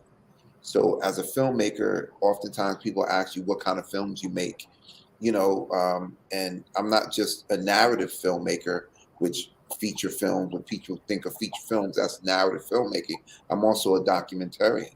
I make documentaries, I make animations, I'm a voiceover artist as well. So I'm a storyteller, Eartha, and this the process of becoming an author was just so simple to me because I'm still writing a story, right? So you write your story beginning, middle, and end. You go back, and they say 95% of writing is rewriting. So you go back in and you edit it and you edit it and you edit it and you get it to an editor, and then you publish it. Like that's the process. It's it's the same process to some degree with the screenplay. You just take that and you get it to someone that can finance it. That's the only difference. In this case, I self-published, and I've done the same with my films. So I've always been a storyteller, and I became a filmmaker when I went to school for film in 1996. When I went back to school for film in 1996 and learned the craft. Wow. So as a filmmaker, who were your greatest inspirations and influences as a filmmaker, and as a author, who were your literary inspirations? So filmmaking is hands down Spike Lee. Like there's no comparison to, I'm not going to say no comparison, but when it speaks to influence, Spike Lee's influence on me as a filmmaker, because he's also a writer, and he's an actor, and he's a director and a producer, and he's from that tribe of whatever needs to be done, we do it. Another amazing filmmaker who's also an amazing writer is Sylvester Stallone. Oh yeah. Sylvester Stallone's monologues are unmatched. Yeah. When that man is delivering that monologue, the words are one aspect of it, and his ability to draw you into it is another one. Yeah. One-liners, he has many of them. So Sylvester Stallone is one of my favorite filmmakers, and those are the two, that's the apotheosis of the game, right there, as it relates to creativity. They've been doing it for so long, and they've been so successful at it. But I am also, I support everybody that's out there making films, because that's one of the most challenging undertakings you will encounter, in independent filmmaking. So everybody gets love from me. I'm not the guy, even if I don't like your film, you still get love. But I love so many people who I can name that many people don't know, because I'm in the independent world as well, and many people know the mainstream. So I just give everybody love. From the author perspective, one of my favorite books was The Education of Sonny Carson. And the reason why that was one of my favorite books is because he was close to me, my family. I used to call him Uncle Sonny, right? So it was realistic. The ability to become an author was realistic to me. You know, and I know this is a bit controversial, but I'm going to say it. One of the first books I read from cover to cover was Fatherhood by Bill Cosby. You know, Bill Cosby, his ability to create stories, whether it was the television side, whether it was on stage, whether it was the children's stories.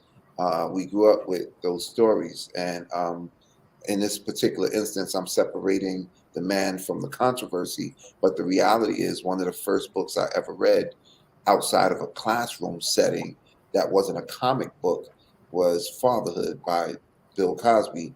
And it made me read a couple more of his books because of the way his stories were delivered. They weren't delivered as though it was an inculcation. It was delivered as though it was entertainment, and he was dropping gems in it. So, you know, but anybody that's out there, I mean, I could go to all the, you know, all the popular authors that people know, but they already know them. So it doesn't make sense in doing that. But Sonny Carson's book moved me. Bill Cosby's book was one of the first books I've ever read that's outside of a classroom setting and that wasn't a comic book. And then, you know, all the other authors that we had to read, whether it was the ISIS Papers or Walking with a Panther or Rich Dad, Poor Dad, you know, all of those fall in place. Oh, yeah. Now, I only recently learned that Sylvester Stallone actually wrote Rocky. You know, so when you look at it from that perspective, it's monumental. And he really doesn't get enough credit for his writing and what he does to a movie script. He doesn't. Now, his pen game is sick. Oh yeah, really is, and he put a lot of drudgery into it to learn how to do it and to be meticulous about doing it the way he wants to. The rewrites, revisions, you know, he is an inspiring story for those who look up his story and actually watch, because I think there's a documentary on Netflix now that goes into his background on filmmaking that is just as inspiring, if not more inspiring, than the movie Rocky itself. So I believe I want to say, well, inspiration comes how it comes, right? So whoever gleans inspiration from the movie, I can't say one is better than the other, but from my sensibilities, his story is more inspirational than the movie, because the movie doesn't happen without a story, right? Like, if you think about the filmmakers I named, they did it in spite of the odds. You know, if you think about the Tyler Perry's, Love Him or Hate Him, Spike Lee, Love Him or Hate Him, you know, Sylvester Stallone, they did it, they bet on themselves. And that's the mentality. The second principle of Kwanzaa is Kujichagulia, self-determination. You know, you bet on yourself. And that's the world that I live in. And that's why I say I can name a whole bunch of other filmmakers, but those are the ones who I really lean to because they're also writers. Right. And then Spike Lee was Brooklyn all day. He brought the culture, hip hop culture, to film when hip hop culture was not that popular with anyone outside of it. And then he put us on the big screen and put in all the things that would appeal to us, and those of us who are part of Generation X. He pushed all of our buttons with the language and the phrases and the clothing and the Jordans and the Dookie ropes. He just threw it all in there. And then he said, you know what? I got you college students too, and came back and hit us with school days. So, you know, he made us visible, as in our generation. He made us visible in a way that we didn't have to. And I'm going to say it this way, and please forgive me. We did not have to pretend to be as sophisticated as those who came before us. We could just be ourselves, do ourselves, and appreciate ourselves as is. And that's why I love Spike Lee's work. I agree with you wholeheartedly, man. I can do a whole piece on the admiration I have for that man and his work. I've had the pleasure of working with him, you know, I several times, and yeah, he had a knack for bringing real life to the screen, and the different levels of real life. So, and the fact that he's a writer, and I keep saying this because I got to go back to that. The least expensive aspect of the film industry or theater industry or the publishing industry, the least expensive aspect of it is writing. Yeah. Yeah, everything else costs money. Right. No one can stop anybody from writing. Right. So it starts there. No film starts without writing. TV shows don't start without writing. So that's what it is for me. Now, was it a struggle? Because I'm going to say this. I know as a novelist how much of a struggle it is to go from writing a novel to writing a screenplay or even a treatment to a screenplay. It was a struggle. Even when I saw the format, it was still a struggle because I'm passionate about the details and the nuances. Now, for you, coming from screenwriter to novelist, was that a struggle for you, or did it just flow? It just flowed. It wasn't a struggle because I think the formatting aspect of it is more technical when it's a screenplay or a treatment or a synopsis or an extended treatment, all the things, right? So being a novelist, you just write the story, and then there is technique and skill to it, but you just get the story out. And even I'm used to the process because as a filmmaker, I don't edit the story as I'm writing it. I write it. I write it fully, and then I go back in and chip away at it and edit it and then change and amend and all of those things. So I think for me, it just flowed because, I wrote what I know. I wasn't writing a story that I don't know, so I didn't have to do research on it or anything. I just needed to structure it a certain way, but I was used to it. My training from screenplay writing made it a pretty simple transition. Wow. Now, my next question, documentarian. I'm gonna say it this way. I've written a press release about Black Lives Matter situation that occurred in Temecula, California. And even though it wasn't my child, I was heartbroken writing every word.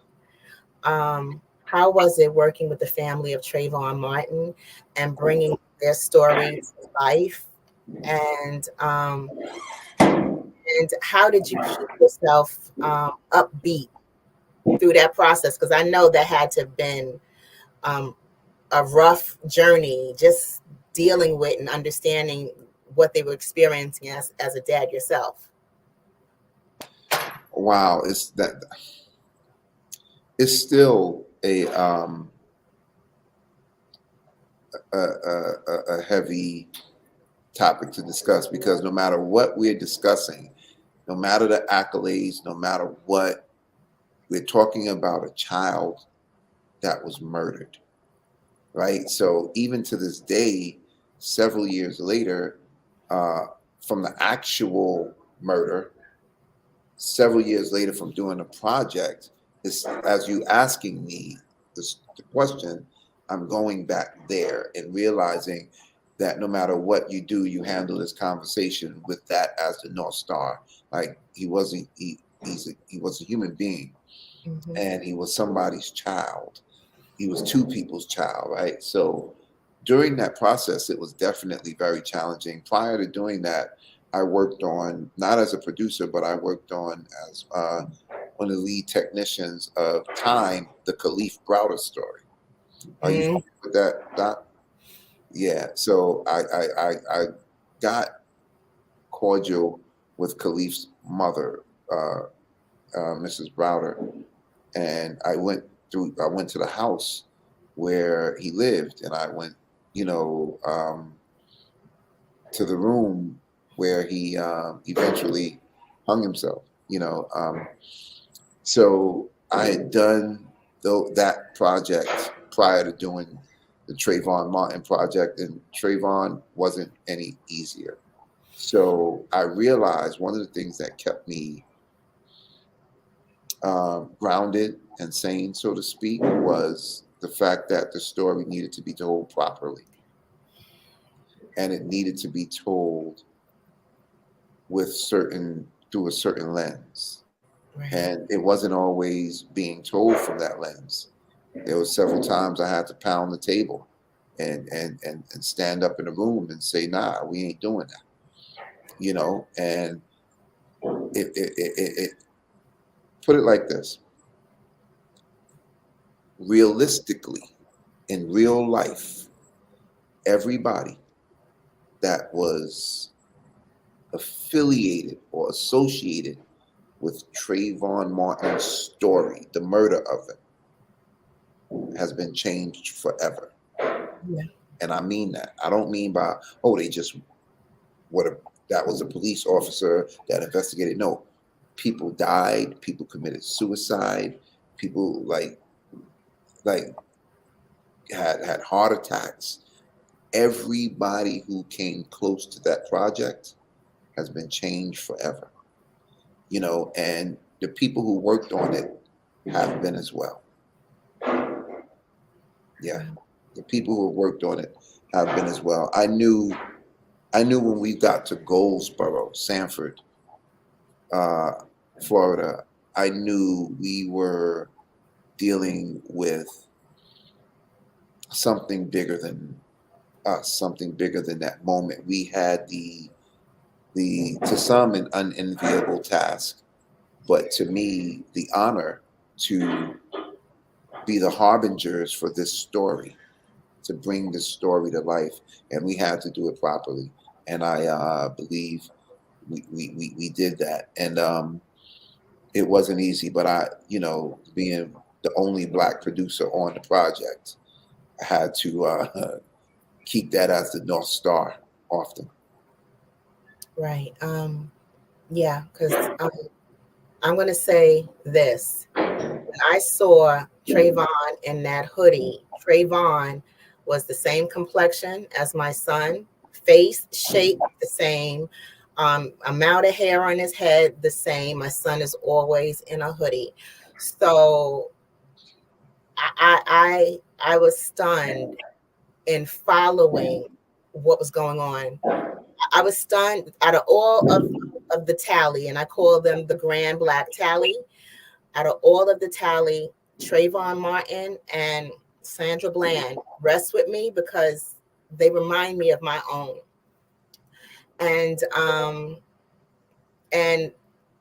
it allowed me to see that those, and I'm going to say them as in the powers that be, rather than to assign blame to any one general populace, because there were very specific people that worked this situation into what it was. But they don't understand that these are our babies. They do. They do. There's a reason why if a lion sees a hyena cub, it'll kill it. There's a reason why. They know they're our babies. There's no way you roll up on a Tamir Rice in a park playing with a toy gun in an open carry state, and within 2 seconds, you kill them. Right. Like, they know they're our babies, but they also know that babies become adults. They know that. Don't give them any outs. They know that. There's a reason why a lion will see a hyena cub and kill it. And sometimes they don't kill them, they cripple them. And we've seen, there's proof that, animals beasts of the wild will protect an infant. There was a thing a child fell into a zoo over the gate, and a gorilla went and picked the child up and kind of nursed it. And I remember the news said the gorilla was acting humane.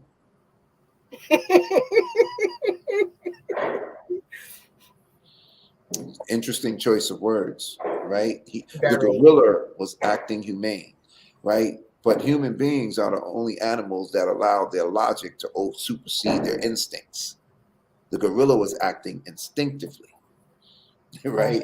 And so yeah, they know full well. And when you interview some of them folks, you understand that they know full well. We had to bifurcate our production team because we had to have whites and blacks, because we didn't want black people going to visit the racist people so they could give us the full stories. So we sent the white team in there so they could talk, oh, them niggers and them. Oh, absolutely. It's Florida, baby. They call it the armpit of the country. It's right in the panhandle, that Florida armpit. Yeah, and yeah, we had to bifurcate our production team to send the white crew to one side and the black crew stay back sometimes so we can get the true story, because they know exactly what they're talking about. Wow. So what was it like filtering through that footage? Oh, that was the simple part. Filtering through it, I was taking notes during shooting.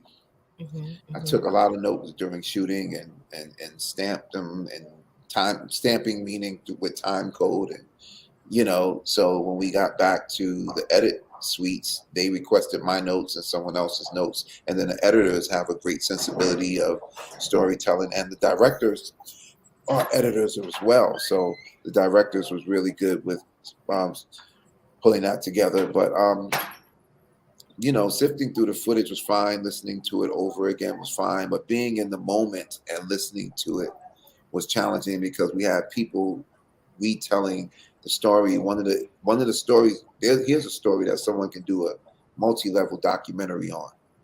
Rachel Gentile. Rachel Gentile was Trayvon Martin's friend.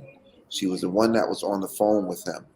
That girl's story, I hope that I can bring that to life. I hope that I can bring that to life, because the way she was handled and mishandled and treated as a hostile witness, the first time. So initially when they called, I don't even know, should we go into this, or are you gonna switch gears? Because this is a whole world of its own.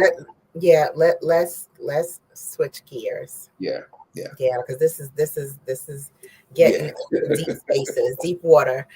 And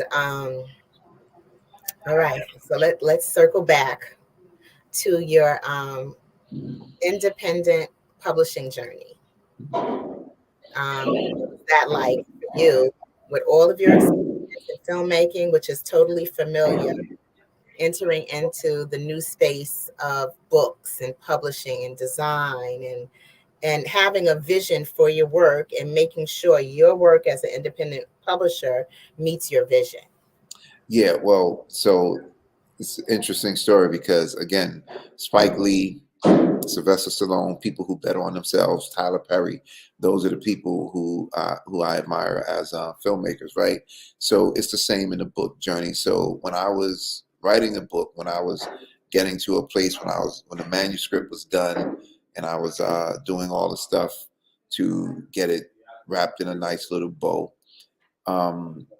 I spoke with friends. I spoke with people who had books published through some of the larger publishers, and all the stuff they told me, was basically saying, dissuaded me from going with a publisher, because they was telling me, as a first-time novelist, you'd be lucky if you get 20 grand up front, and then, they'll sell your book, and, once they get their 20 grand back, they'll drop the price, and it'll be selling for $2 at Walmart, or, so a friend of mine broke it. So several people told me that the money that they would give me was so minimal that I was like, I can get that myself. I don't need them for that. So a friend of mine told me his journey went like this. He said, so this is what they do. The big publishers buy books in bulk, right? So it costs less. So if they buy 10,000 books, right? I'm just giving round numbers so the math is easy. If they buy 10,000 books at $1 a piece, you know, if you buy 5,000 books, it'll probably be at $3 a piece. You know, independent publishers not even buying 1,000, right? They might be buying 500, you know, depending on the event or whatever. So those books cost more. They're like $4 or $5 a piece, right? So an independent publisher will buy books at 10,000 a piece. They'll give you a $20,000 advance to sell, you know, to bring you on, right? If they sell 2,000 books for $10 each, they made their money back.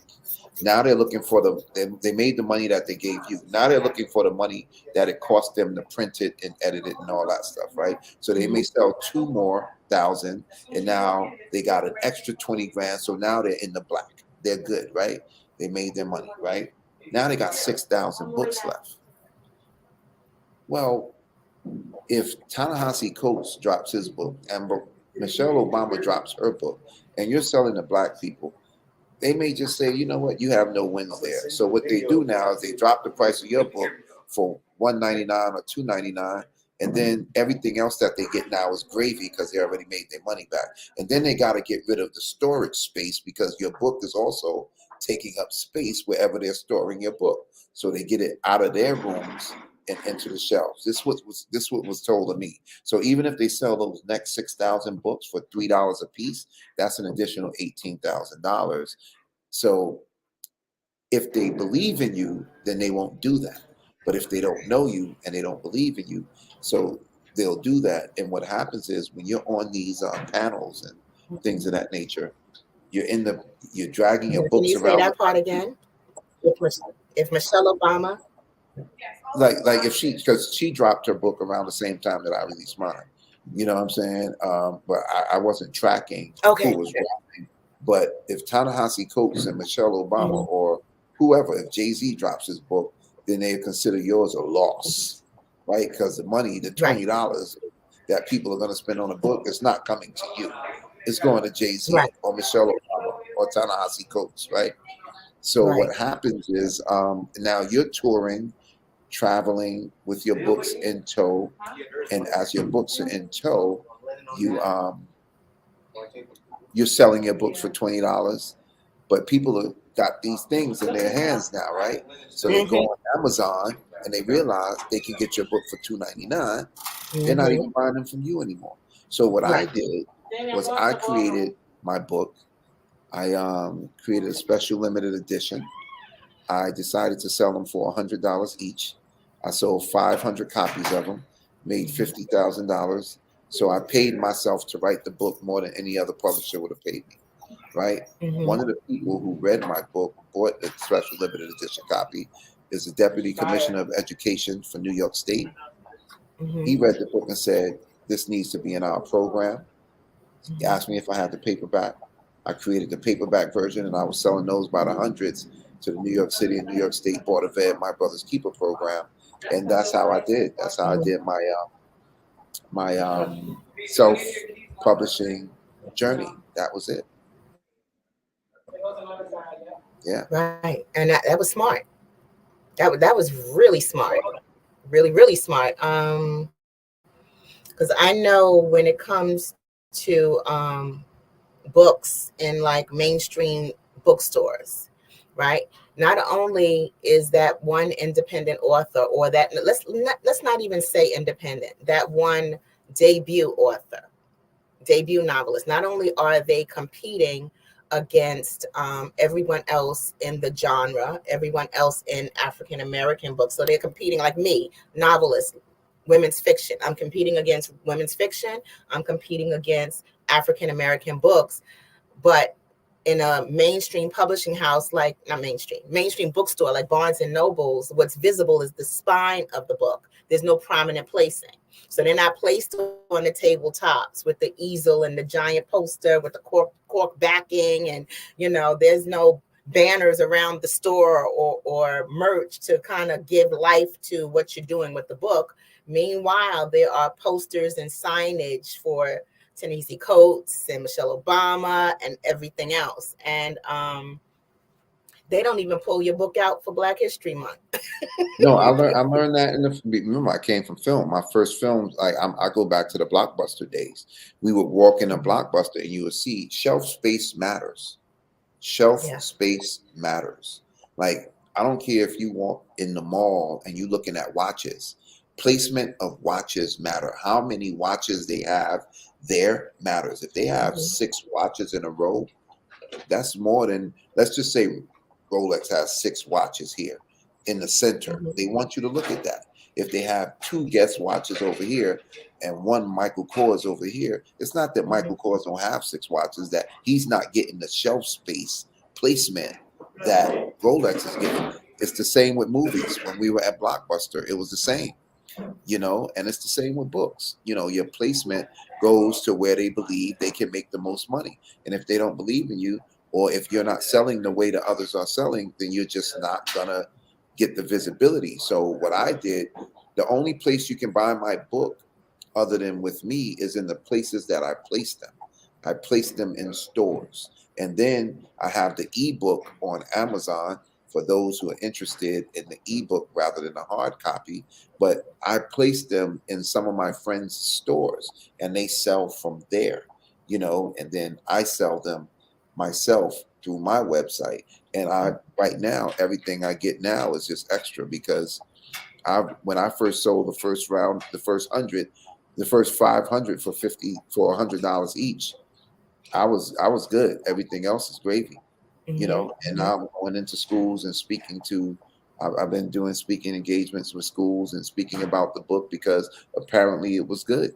You know, somebody liked it, so you know, I'm benefiting from that still. I have a speaking engagement coming up about the book, a paid speaking engagement about the book to a bunch of high school students.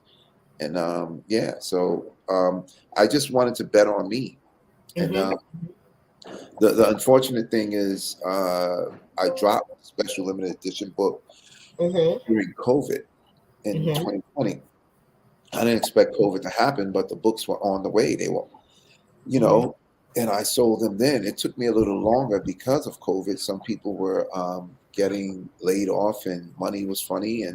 But the book sold. It took me a year to sell 500 books when I wanted to sell it in a summer, you know. But, you know, they say man plans and God laughs. So we adjust, right? But it took, but still what I did was culturally,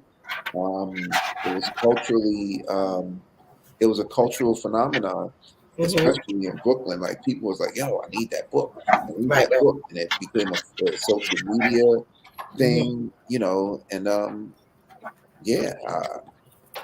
my man who's an attorney said, yo, you know, I never paid this much for a book since law school, you know, but they bought them for $100 each. And I thought that was a cool way to jump to my foray into the literary space.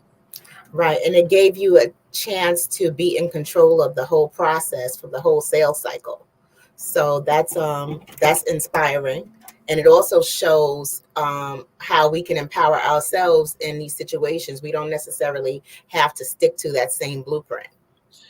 Now, you believe in yourself and bet on yourself. And more importantly, people like to jump on moving vehicles. They don't like to push the car. They like to jump on moving trains. They don't like to they need the energy. So if you're moving with or without them and other people are talking about your project, you know, you never know where that's going to lead as it relates to, you know, investors and financiers, you know, so yeah, bet on you always. Wow. Wow. So other than bet on you, what advice would you give the newbie? What kind of newbie? Like a writer? Well, see, now we're dealing with 2 different areas now. Let's talk about the newbie filmmaker and let's talk about the newbie novelist. I think that the information is the same. Novelists, right? Nothing can stop you from writing. If you're a novelist and you're not writing, you're not a novelist. I don't even want to talk to you. I don't even want to talk to you. If you tell me you wrote a manuscript and you need help getting it to its book form, that's one thing. But if it's like, hey, I'm a writer, yeah, well, what do you have? Well, I haven't done anything yet. You're not a writer, because there's no reason why you shouldn't be writing if you're a writer. So if you're a writer, write stories. I'm crafting. I have several books in the works now. One of them is called At True Brooklyn Stories. Attica is my name. They call me at True Brooklyn Stories, and I started this from writing stories on Facebook. Right. So now it's becoming an actual illustrated book. Right. The stories. So if you're a writer, write. That's it. Like, just write stories, tell stories, and get better at it. You know, and then when you have a manuscript, a story from beginning, middle, and end, it don't have to be great. Write bad stories. Just write. And then it's interesting because as a producer, I'm switching gears here. I did a masterclass with David Mamet. I produced David Mamet's masterclass, and he spoke about writing and writing bad stories. Just write. That's my information for writers. Filmmakers, just make movies. You know, use this. Right. Make a movie, shoot a scene, get your friends together. You know, shoot a comedy scene, shoot a drama scene, shoot the squirrels in the park, and edit it. Edit that, shoot birds, you know, and tell a story. Like, I'm a storyteller. Like, if on my website, there's mini documentaries, there are trailers for full documentaries, there are short films, like, I'm a storyteller. I'm a creative director for an ad agency. You know, like, there are no bounds to what stories I can tell. You know, here's the last thing. It's almost like the Nike thing. Just do it. Just do it. Like, you can make a movie literally on this, and this is an Android, and there's some Android hate going on, but you can make a movie on an Android, an iPhone, an iPad. So just do it, man. That's it, and just get better. If you were going to school, if you wanted to be an engineer, I'd say go to school. You want to be a doctor, I'd say go to school. You want to be a writer, write. Right. You're right. You're right. You want to be a filmmaker, make movies. That's and like Rakim says, simple ain't it, but quite clever. Just do it. Just do it. And one thing that's really, really funny is we have women's fiction, right? African American women's fiction, contemporary fiction, right? And for a number of years, we had Black men entering into the women's fiction space, right? So we had Eric Jerome Dickey, we had Omar Tyree, and then somewhere in the 90s, I remember Omar Tyree doing a book called Just Say No, which was a brotherhood story. What do you mean entering the women's fiction space?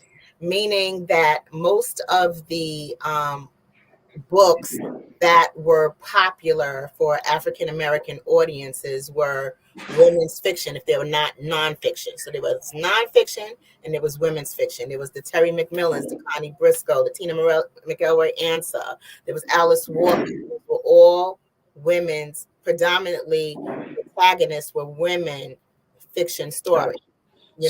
Gotcha. So the protagonist is a woman. Right. So when we have a male protagonist, right, at the core of his own story that is not necessarily centered around a woman, but centered around his own process of sorting through these feelings and experiences. And then we have that told from a male perspective, from the perspective of a Black man telling his truth or bringing his own truth, even if it's through the form of the voice of another character. That particular part of it is more rare. We had The Pursuit of Happiness, which was a memoir piece. And then there was also 10 Seconds, I believe it was called, which was a piece about a track star and dealing with his track journey, sports journey, and also parenting. So I think that just like we have women's fiction, we need a category or genre of Black men's fiction. What do you think? What are your feelings on that? I respectfully disagree, my friend. I just think we need stories. We need fiction. We need nonfiction, and let the chips fall where they may. Like, I don't need to be lured to a woman's story because the title of the genre is women's fiction. If I see a riveting book cover and I pick it up and turn it over and read the synopsis, then I mean, like we why get so granular with it? I mean, it's a story. Like, like, just, it's a story. I don't know.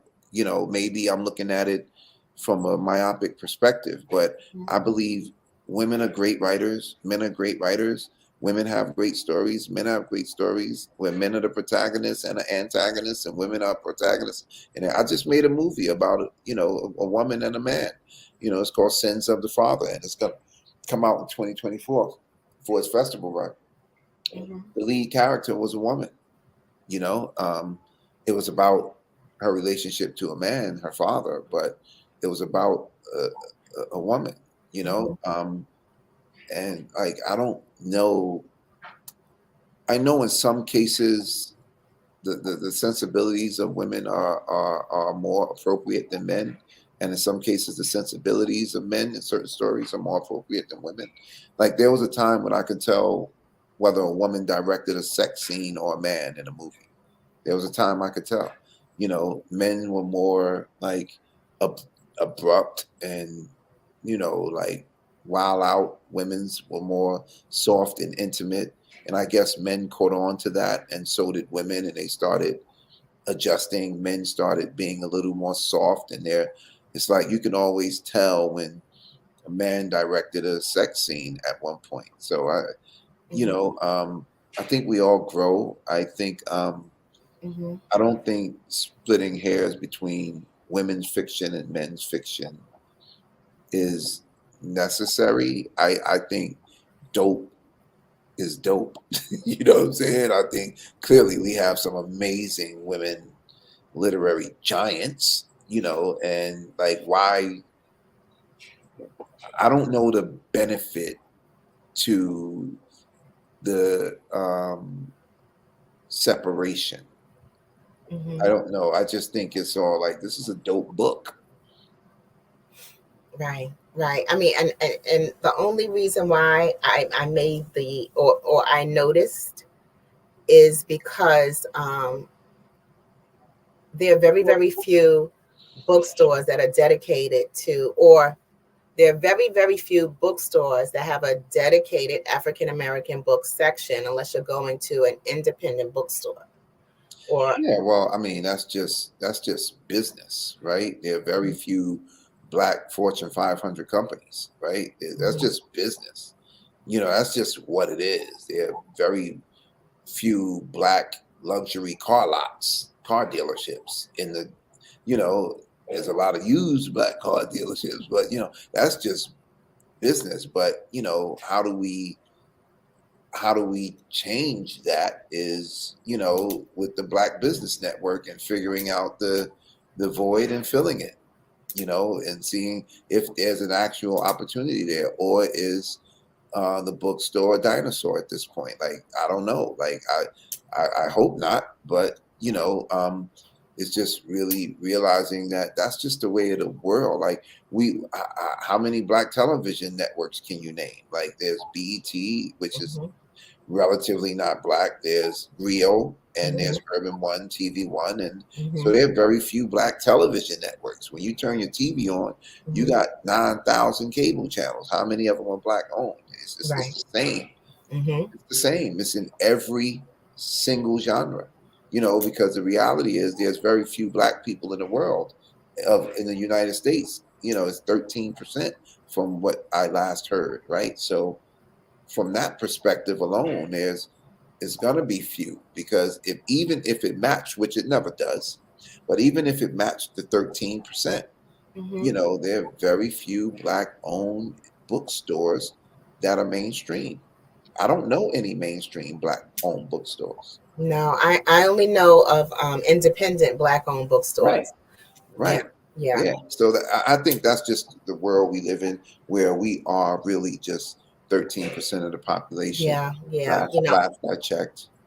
yeah, I know Sisters Uptown Bookstore and Cultural Center in Harlem on Amsterdam Avenue and 156.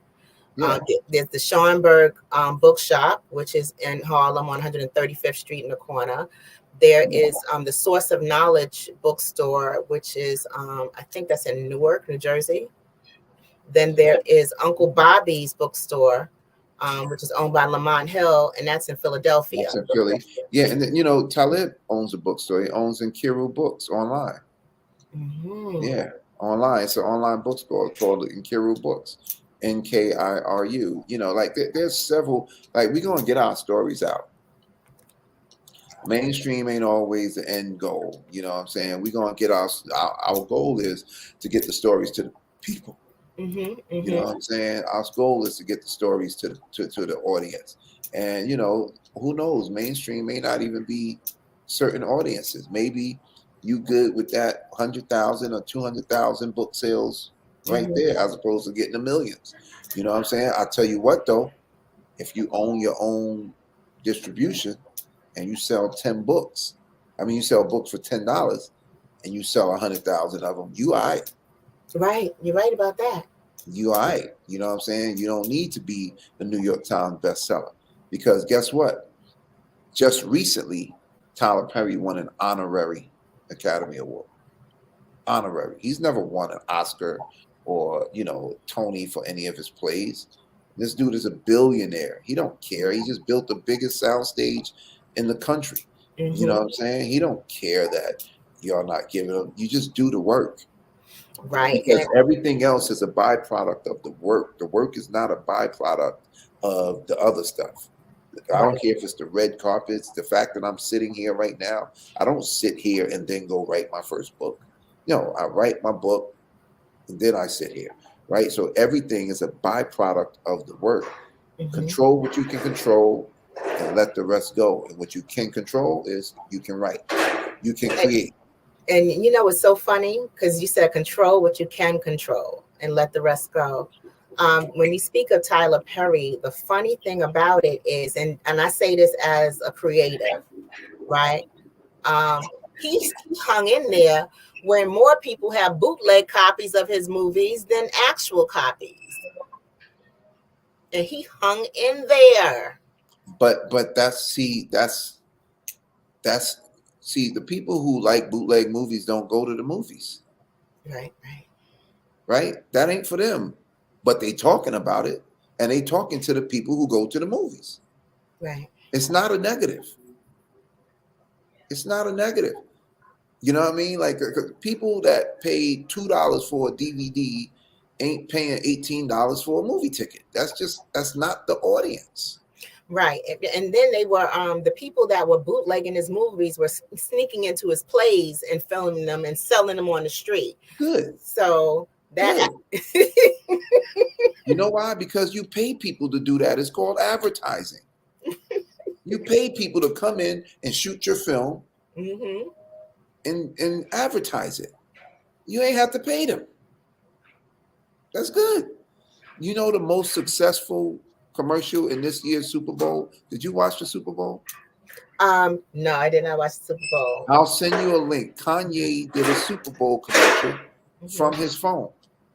Oh, wow. And he said, I spent all this money on my Super Bowl spot, so I couldn't spend any money on a commercial.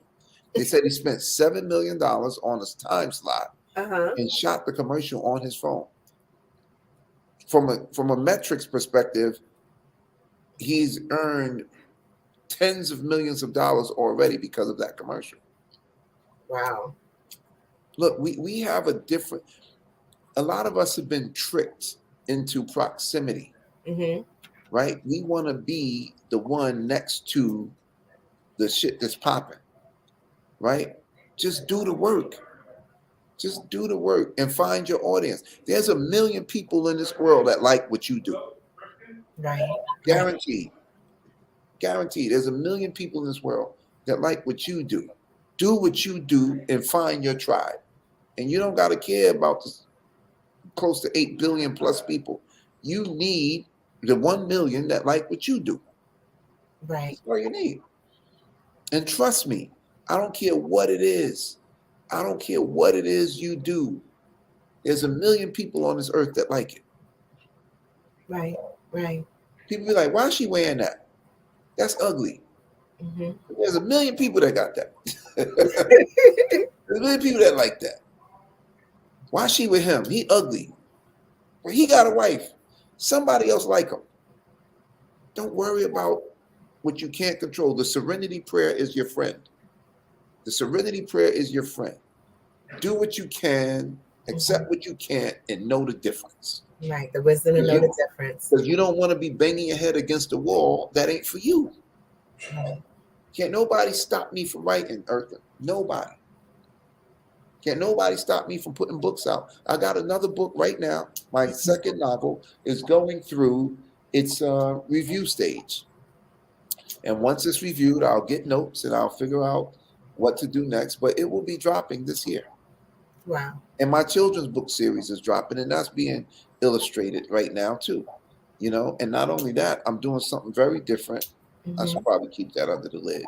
But yeah, I have something else popping with my children's book, you know, and then I have the storybook, the True Brooklyn Stories that I told you about. You know why? Because it cost me nothing to write. Right. Why are you not writing? Right. It costs more to cook a meal than it does to write. Right.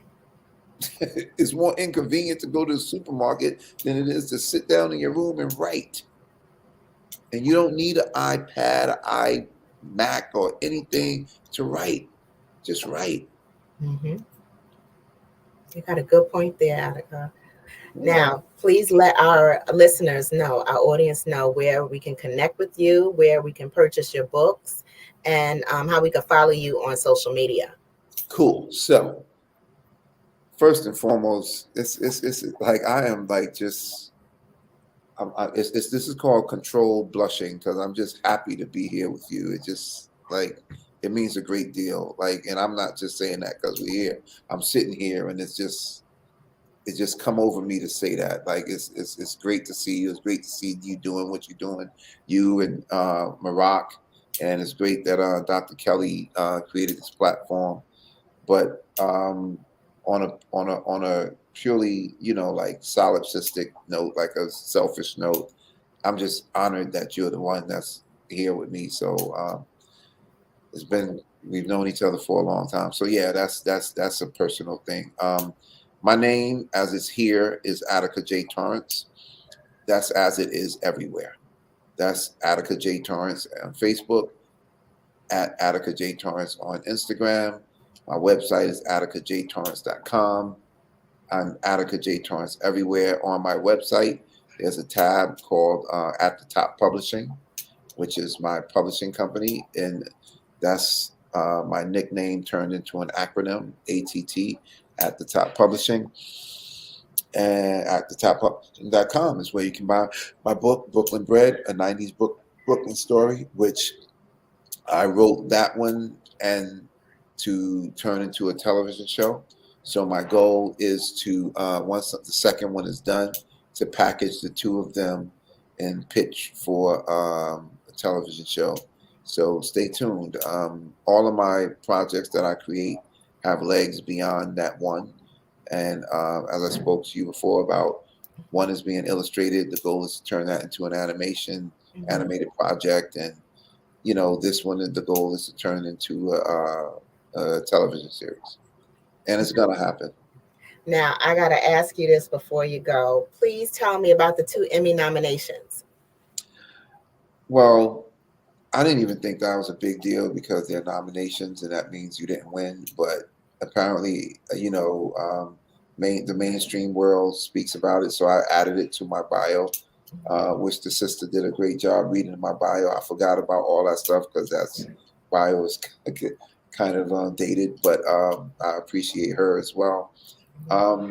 It was for the Trayvon Martin docuseries. We went to the Emmys and the New York the Emmys at Lincoln Center, and the project that beat us, you know, I don't.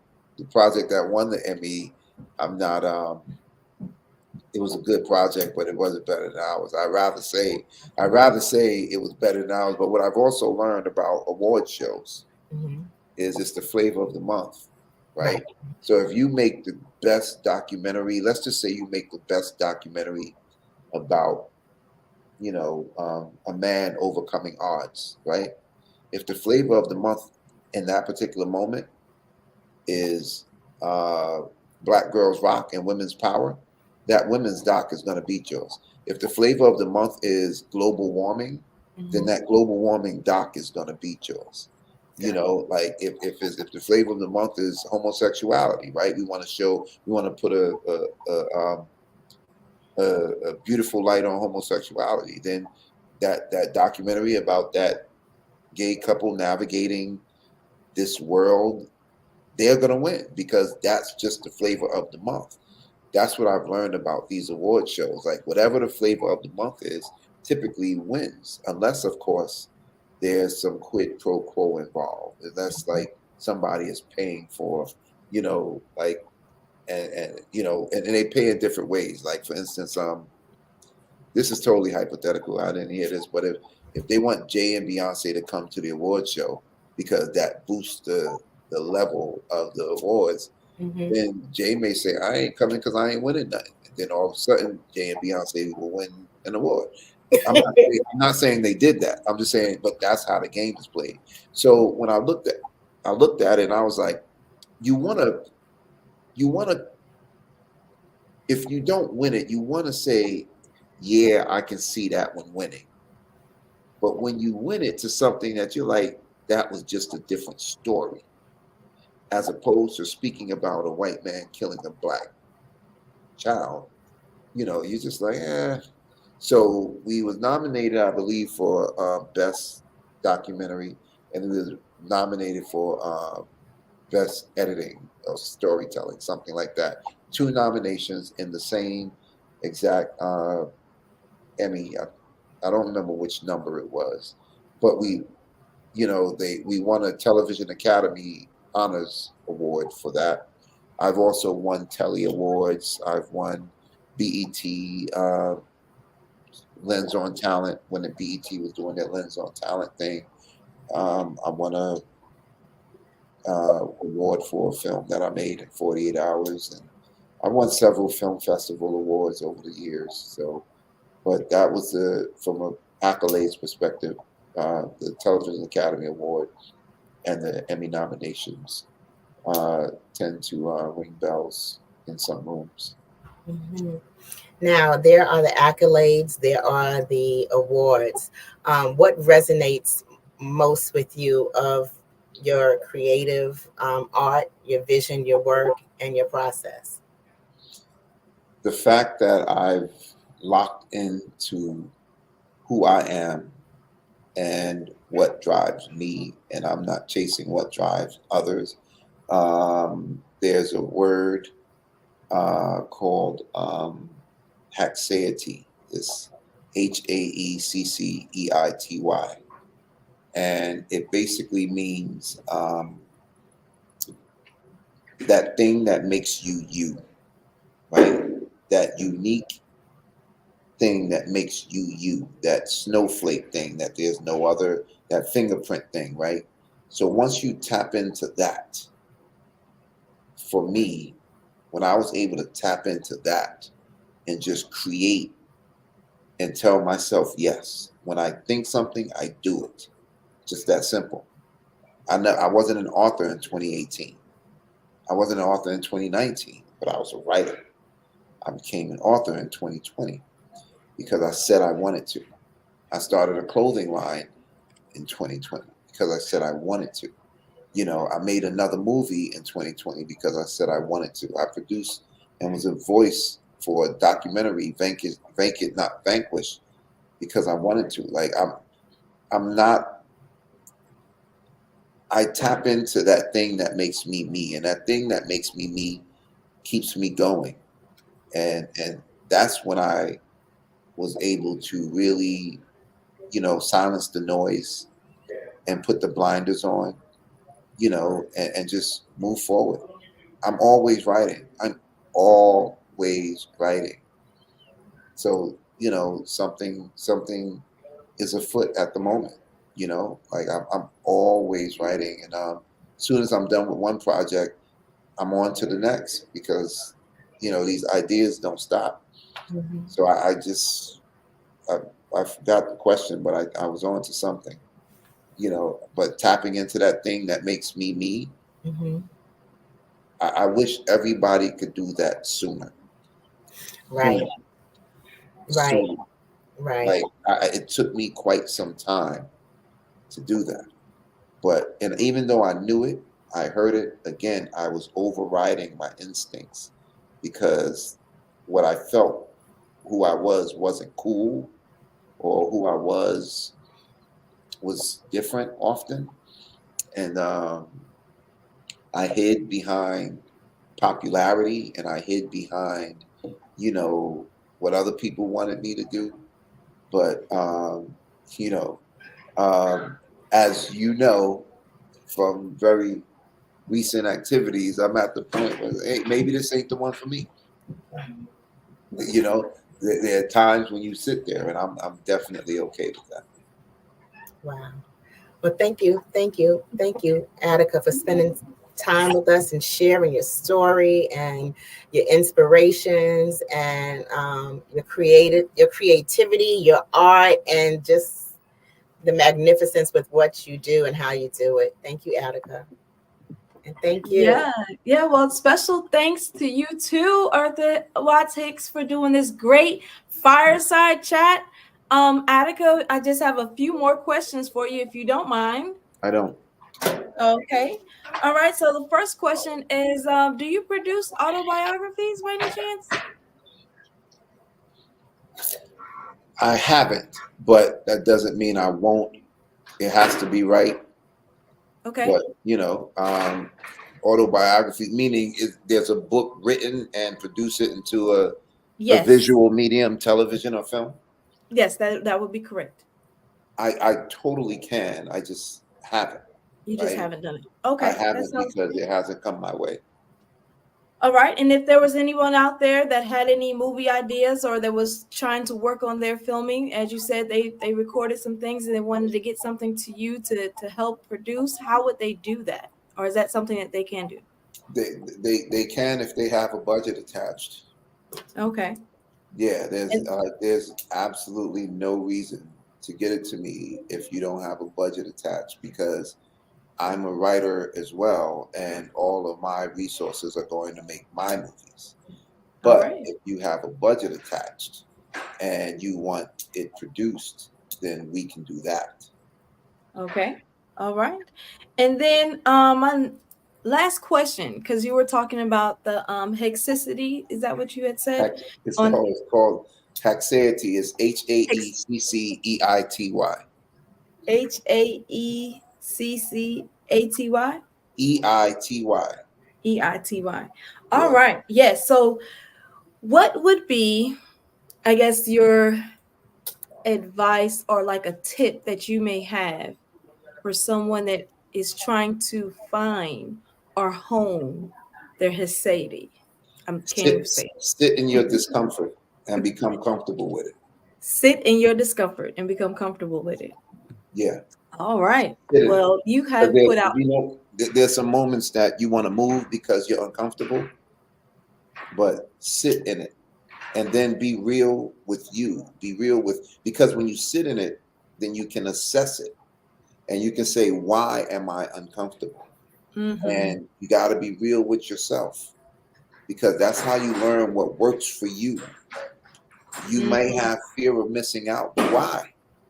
You weren't invited to the party. Why? Why are you mad?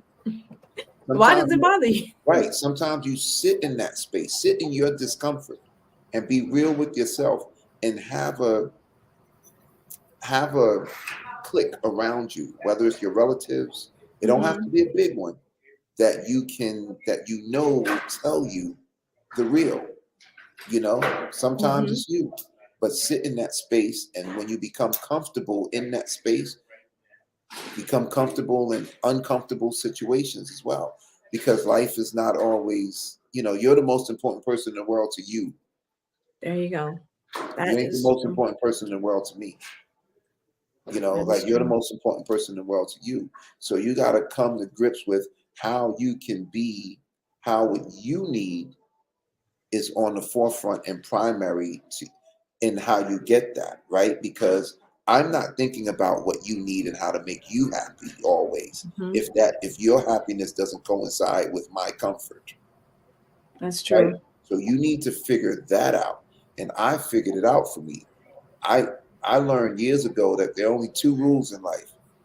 Life is simple when you play by the rules, number 1. Number 2, you get to make the rules. Right? Earth's rules may not work for me. Your rules may not work for me. And mine may not work for you. But you got to figure out what works for you. And that's when you tap into that thing that makes you you, that no one else can do. And you gotta love that. You gotta love that shit. You gotta sit in there and love it.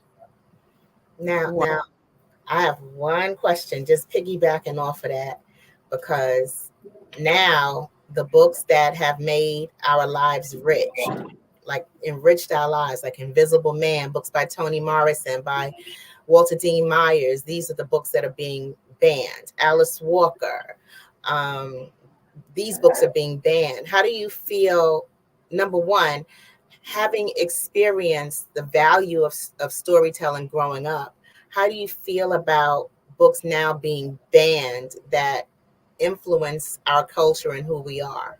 I'm surprised it took this long. I'm surprised it took this long. That's it. Like, again, remember when you said they don't know that, or something along the lines that I'm paraphrasing, but that's a child? Yes, they do. And they know that child will become an adult. That's why they're banning the books. That's why you say the Pledge of Allegiance. That's why you sing a part of the national anthem. A Pledge of Allegiance there's a reason why people said it every time when they went to school. That started in boarding school. It started in boarding school when they took Native Americans and put them in a school, and it was their quotidian inculcation for them to say that every day. I pledge allegiance to the flag of the United States of America. There's a reason why they did that. I'm surprised it took this long. Wow. That's it. I'm never surprised that racists are racist. I'm surprised that some people don't realize that they're walking amongst racists. That's what surprises me. I'm just surprised it took this long. Yeah. I'm not surprised at all. There's a reason why they say Black women have a higher pain threshold. There's a reason why, medically, Black women have a higher pain threshold than white women. There's a reason why they say that. There's a reason why Black death during pregnancy is higher than other people. That's not hereditary. That's blood pressure. High blood pressure is not hereditary. Your habits maybe, but it's not. That doesn't pass down. There's a reason they tell us these things. All of these things is real. I don't know how long it's going to take for people to see. You got to realize where you are, and you got to realize why someone like George Zimmerman can get off from killing Trayvon Martin. You got to realize why that judge can put Khalif Browder in jail for no reason and get off. You got to realize why all of these things happened. And when you realize why all of these things happened, then you act and move accordingly. I'm not surprised that they're doing that. I'm just surprised it took this long. Yeah. And it didn't even take this long. It's just the flavor of the month. This is the topic of the day. Meaning, if someone did a documentary on that, it might win an Emmy. That's the topic of the day. That's the topic of the day. They banned books long ago. Yep. But they just didn't do it this clamorously. It wasn't this loud, but you have this guy, the Satan, is down there just because he understands. This started when people don't realize, this started when Barack Obama was running. Mm-hmm. Barack was on stage, Hillary Clinton's on stage, and I believe the dude's name was Howard Dean or something like that. I think he was running with them. I forgot the white dude's name, but it was him, Barack, and Hillary. And he said, "Look at me. The world is changing.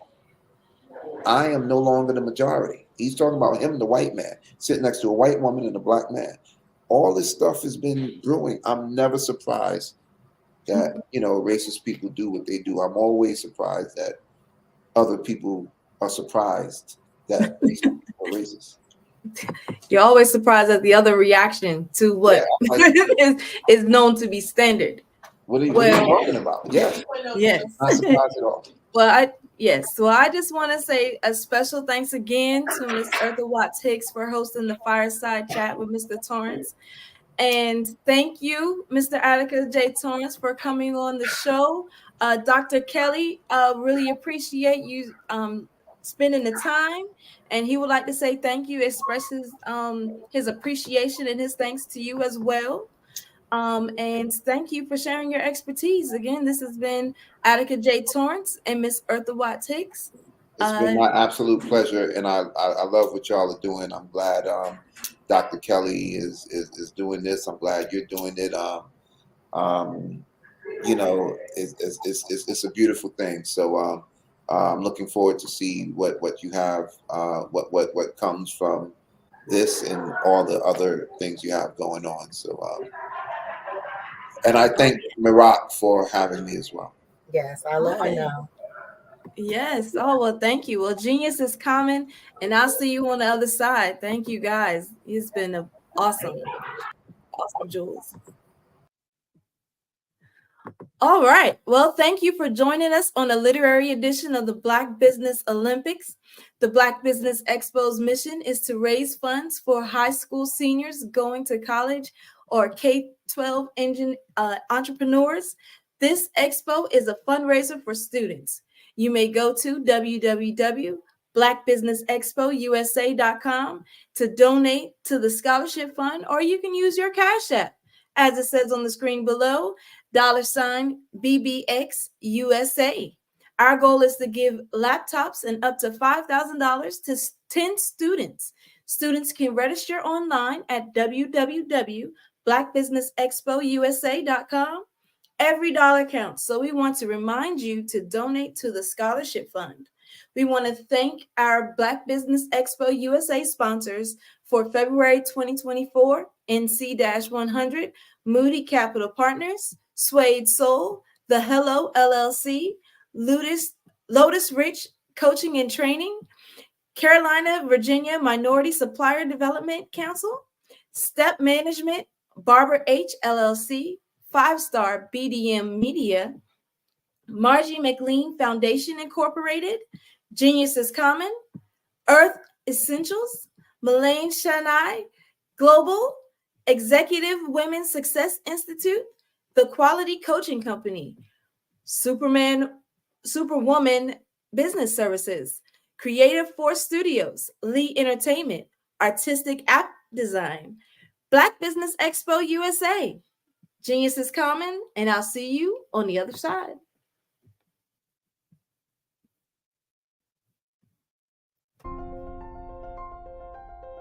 What if you could build your own city?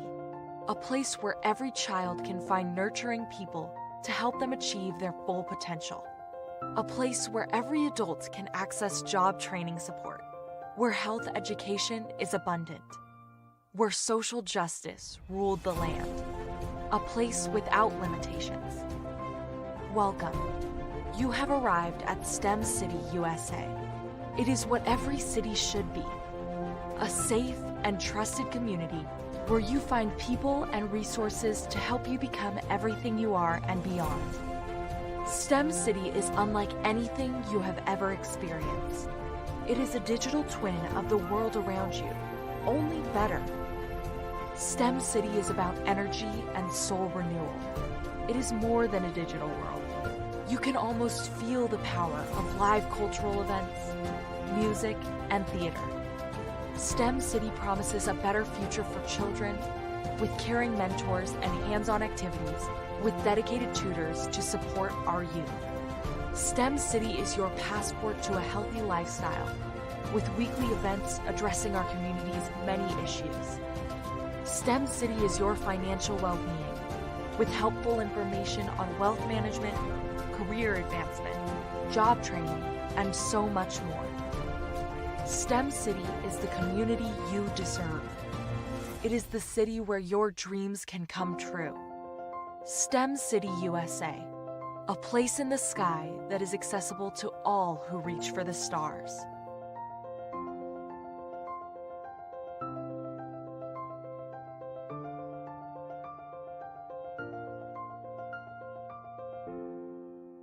Phenomenal Tanya T. Wise, who is here from the great state of Maryland. Tanya, welcome and thank you for being with us today. Can you indulge our audience a little bit and tell them just a little bit more about who you are and what it is that you do? Well, I love being able to talk to people and have a magnetic attitude, being able to just show them. So I always like to say, level up is Coach at Tanya T. Wise here. So can you tell our audience, just give them a teaser about what your presentation will be about? So my philosophy is that we should all be living our dream life. So tomorrow I'm going to talk about how you start living your dream life. What are some of the things that you thought about in your childhood that you just kind of let go and dormant? Wow. And I want to reignite that and just give you some pointers and some tips, some tools, some strategies to be able to start living your best life now. And guess what, Rhonda? And leave an inheritance for your legacy. Oh my goodness. Okay, I know that's resonating with a lot of people. I've heard that you have a dynamic coaching program. Can you tell us a little bit more about that? Absolutely. So our coaching program help people that have the lack of time, that lack strategies, and lack the confidence to go after their dream life. So we help them implement tools, we help them implement strategies, as well as give them resources so that they can live their best life now and leave that inheritance. Wow. Oh, I love that. I love the leave the inheritance part. Listen, you are dropping some major nuggets, and I know a lot of what you're saying is resonating with a lot of people, but I think we're all curious. How did you even make this transition into the speaking and coaching arena? What's the story behind this? So I started out in finance, and I realized that a lot of people don't necessarily go after their dream life because of the lack of finances or the education behind finances. But it wasn't until I lost my firstborn, my only son, that life changed for me. And where I was going after it all, living the corporate life, hit my 6-figure income and living in my dream house with my dream man, driving my dream car. I nearly lost it all when I lost my son. And so I realized it only takes one financial catastrophe that can change your entire life. That's what made me start All New Beginnings. Because no matter what's going on in life, there's a new beginning. And because of that, we develop a program called Wise Minded. My little slogan is, don't just dream it, let's live it. If they want to connect with you or work with you, what is the best ways for them to be able to do that? Well, for my social media guru, you can connect with me on every single social media platform as Tanya T. Wise.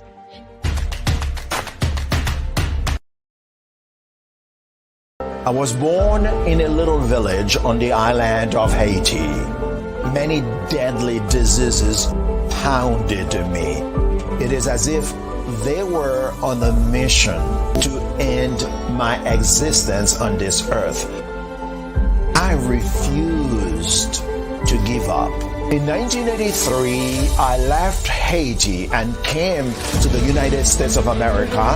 And I came with $5, 2 shirts. I didn't speak any English. I came to Atlanta. I got a job. I was a doorman. I was a doorman with a dream.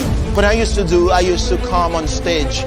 I'd rehearse this moment that I'm standing in front of you. That's the power of a dream. Maybe today is the day you begin acting as if you already have it. And then step out with full force. Take a risk. No condition is permanent. Don't let your situation distract you. You are chosen. You are called. You are born for a purpose in this life.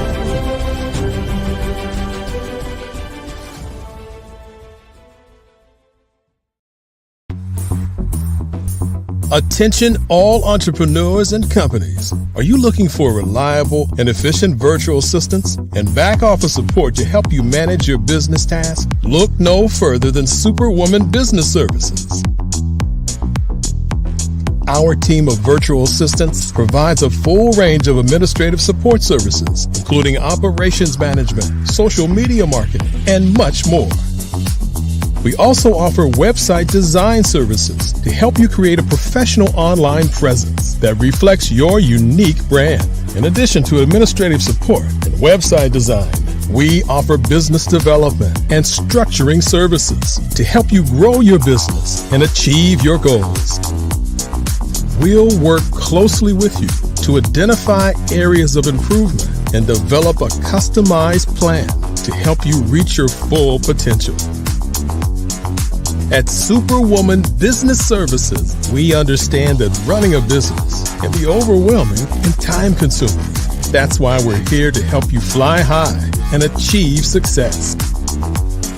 Our virtual assistants are highly skilled, experienced, and dedicated to providing you with the support you need to thrive. Come fly with us and take your business to new heights. Let us help you become the superhero entrepreneur you are meant to be.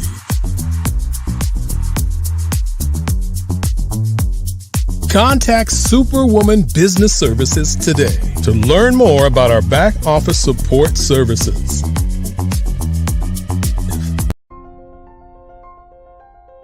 What if you could build your own city? A place where every child can find nurturing people to help them achieve their full potential. A place where every adult can access job training support, where health education is abundant, where social justice ruled the land. A place without limitations. Welcome. You have arrived at STEM City, USA. It is what every city should be.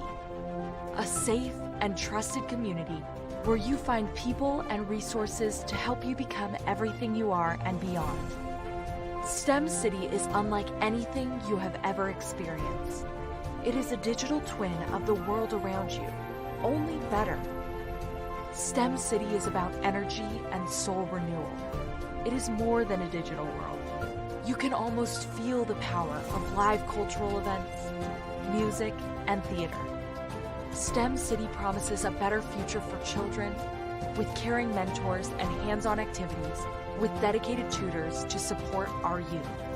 STEM City is your passport to a healthy lifestyle with weekly events addressing our community's many issues. STEM City is your financial well-being with helpful information on wealth management, career advancement, job training, and so much more. STEM City is the community you deserve. It is the city where your dreams can come true. STEM City USA, a place in the sky that is accessible to all who reach for the stars.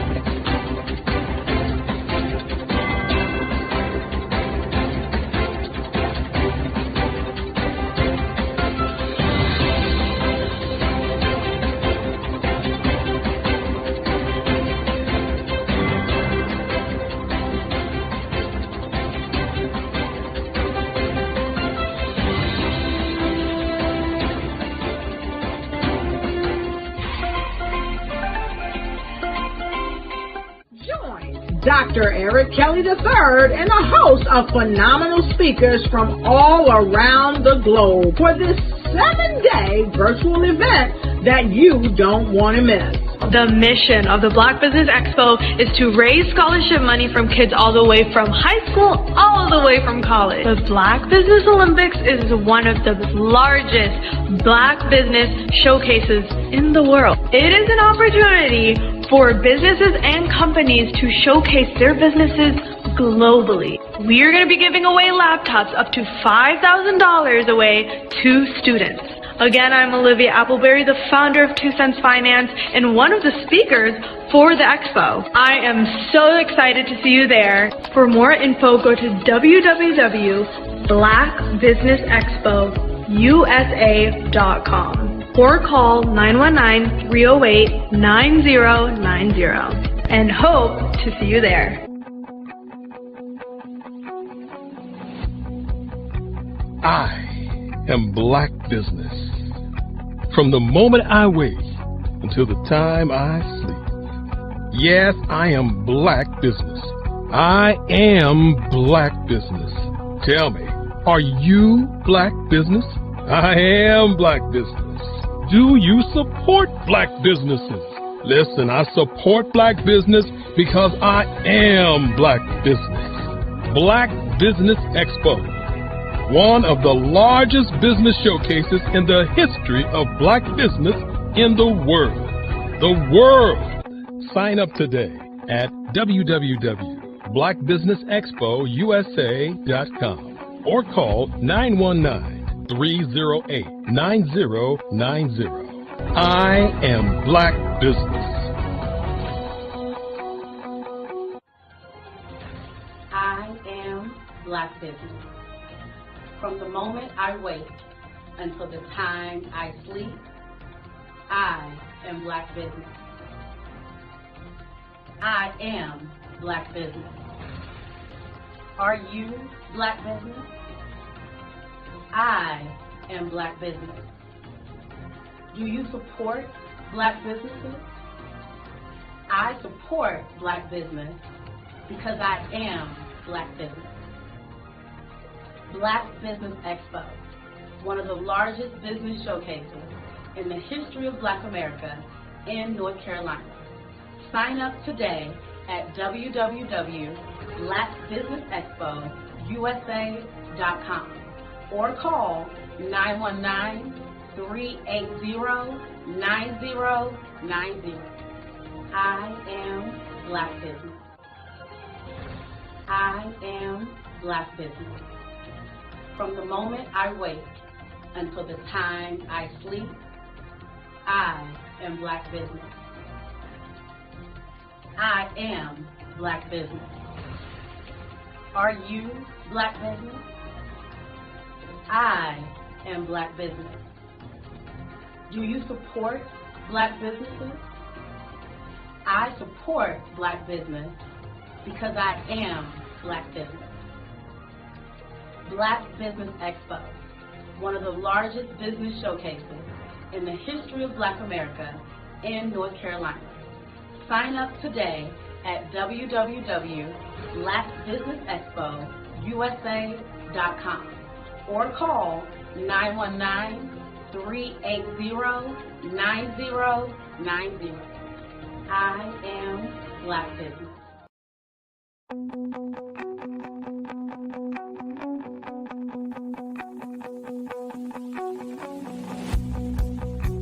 I am Black business. From the moment I wake until the time I sleep. Yes, I am Black business. I am Black business. Tell me, are you Black business? I am Black business. Do you support Black businesses? Listen, I support Black business because I am Black business. Black Business Expo, one of the largest business showcases in the history of Black business in the world. The world! Sign up today at www.blackbusinessexpousa.com or call 919-308-9090. I am Black business.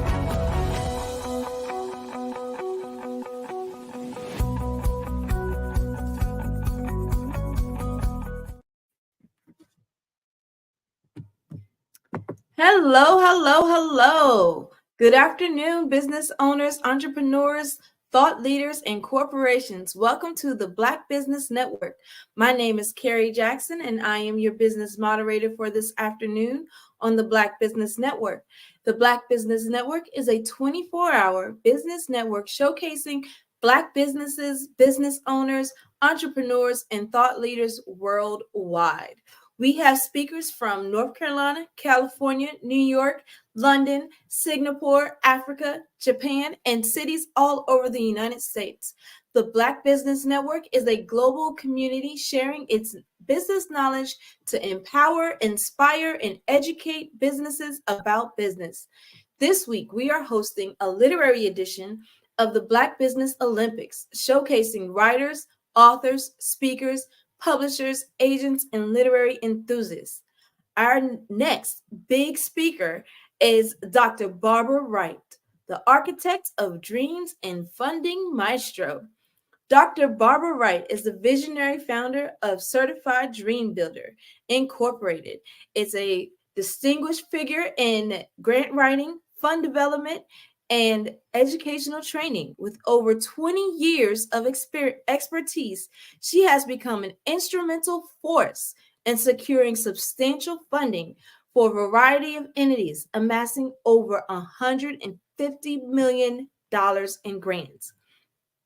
Her career spans influential roles such as program manager for Housing Authority of Kansas City and grant manager for Kansas City Public Schools. Dr. Wright's innovative contributions to the field include the 1 Hour to Grant app, the Hour to Funds budget scaling app, along with her acclaimed Canvas grant writing system. These tools reflect her dedication to efficiency and effectiveness in grant writing.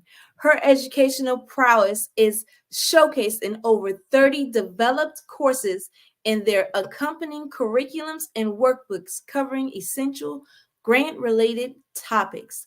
As a holder of a lifetime Missouri certification in business education, a bachelor's in business administration, a master's in education curriculum and instruction, and a PhD in religious education, Dr. Wright stands as a beacon of knowledge and inspiration. She is not just a grant writer. She is a transformational mindset motivational speaker, inspiring organizations to achieve their highest potential. Join Dr. Wright and the Certified Dream Builder Incorporated on a journey to visionary ideas and to funded realities.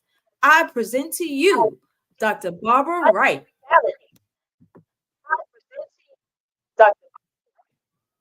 Dr. Barbara Wright. Thank you, Ms. Jackson. Oh, you are welcome. And genius is coming. Yes. I'm going to see you on the other side. Share your genius. Sounds great to me. Hello, all of my asset millionaires. And I call you an asset millionaire because that is what you are. All of us have been given gifts and talents, and it's how we use those. We might have been born poor, but you don't have to die poor. It's the birth might be your fate, but how you go out is by choice. So it's whatever choices you are deciding to make that's going to decide whether or not you are that asset millionaire. You were born with everything that you need to succeed.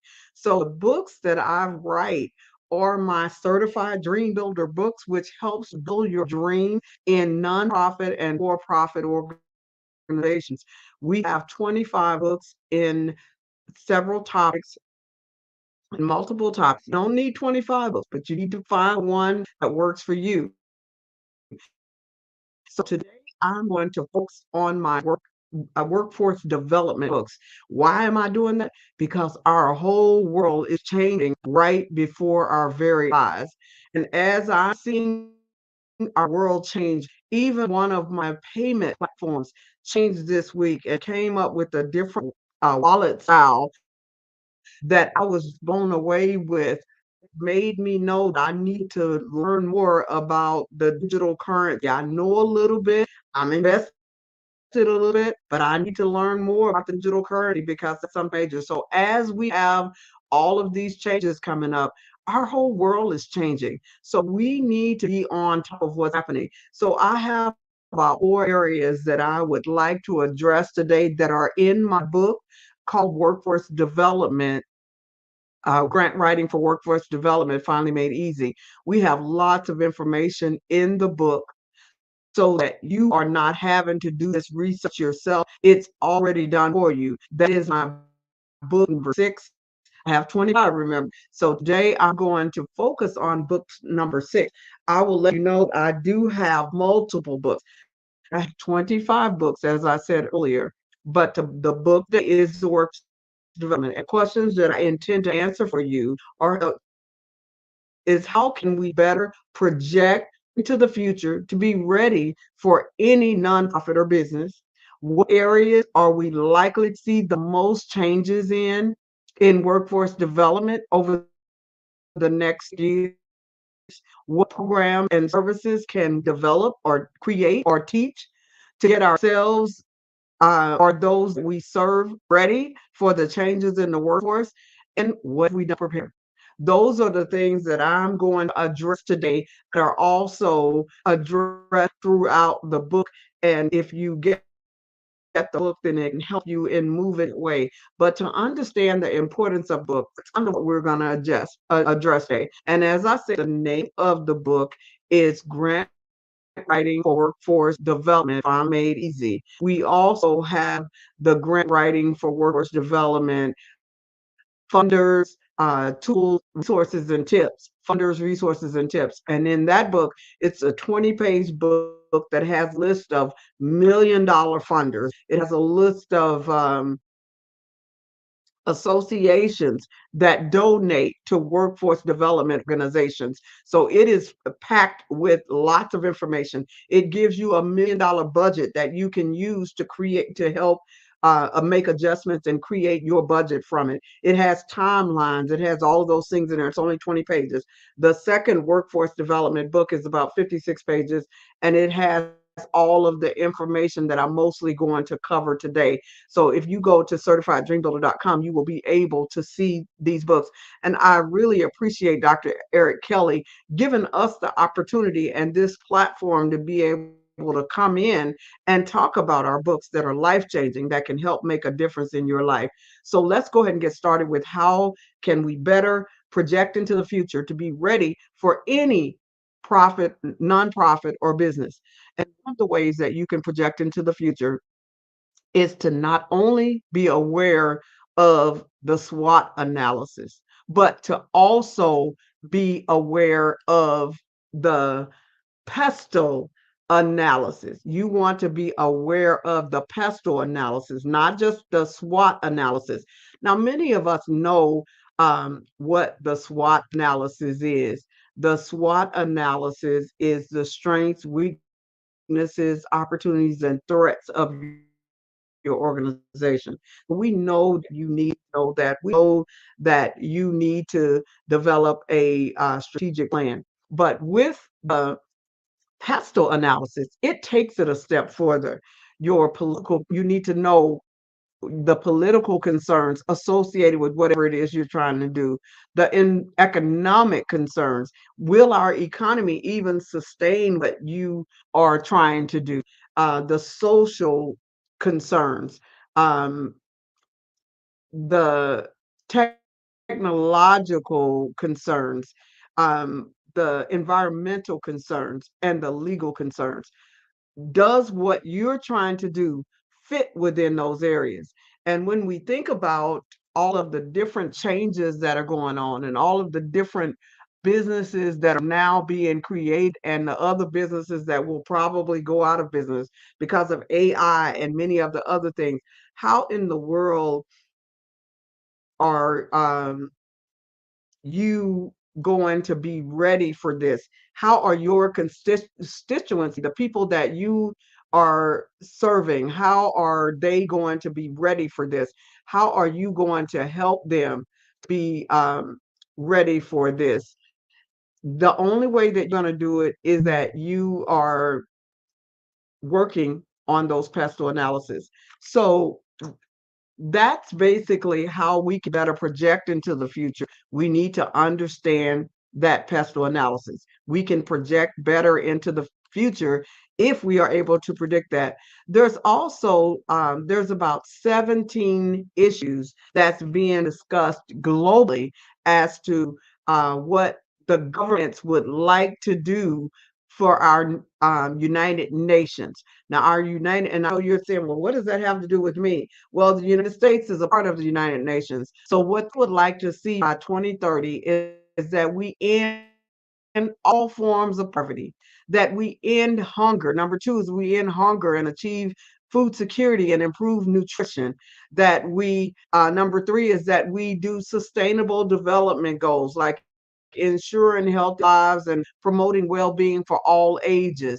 Number four is that we provide sustainable development, which is to ensure inclusive and equitable quality education for all, not just for some. The sustainable development would include achieving gender equality and empowerment for all women all over the world. Number six would be to ensure availability of sustainable management of water and sanitation for all, no matter where they are in the world. Seventh one is to ensure that we have access to affordable and reliable, stable, and modern energy is one of the things they're trying to do as far as the United Nations is concerned. But we're talking about workforce development and whether or not you are going to fit that to analysis so that you can create opportunities. My book, Getting Ready for Grant Writing, not getting ready, but grant writing for workforce development. This is that area. If you're trying to provide workforce development opportunities for people, you want to make sure that you are promoting sustained, inclusive, sustainable economic growth for all. You want to and I believe that was number 8. Now that I see that all of them are not showing here. Let's see.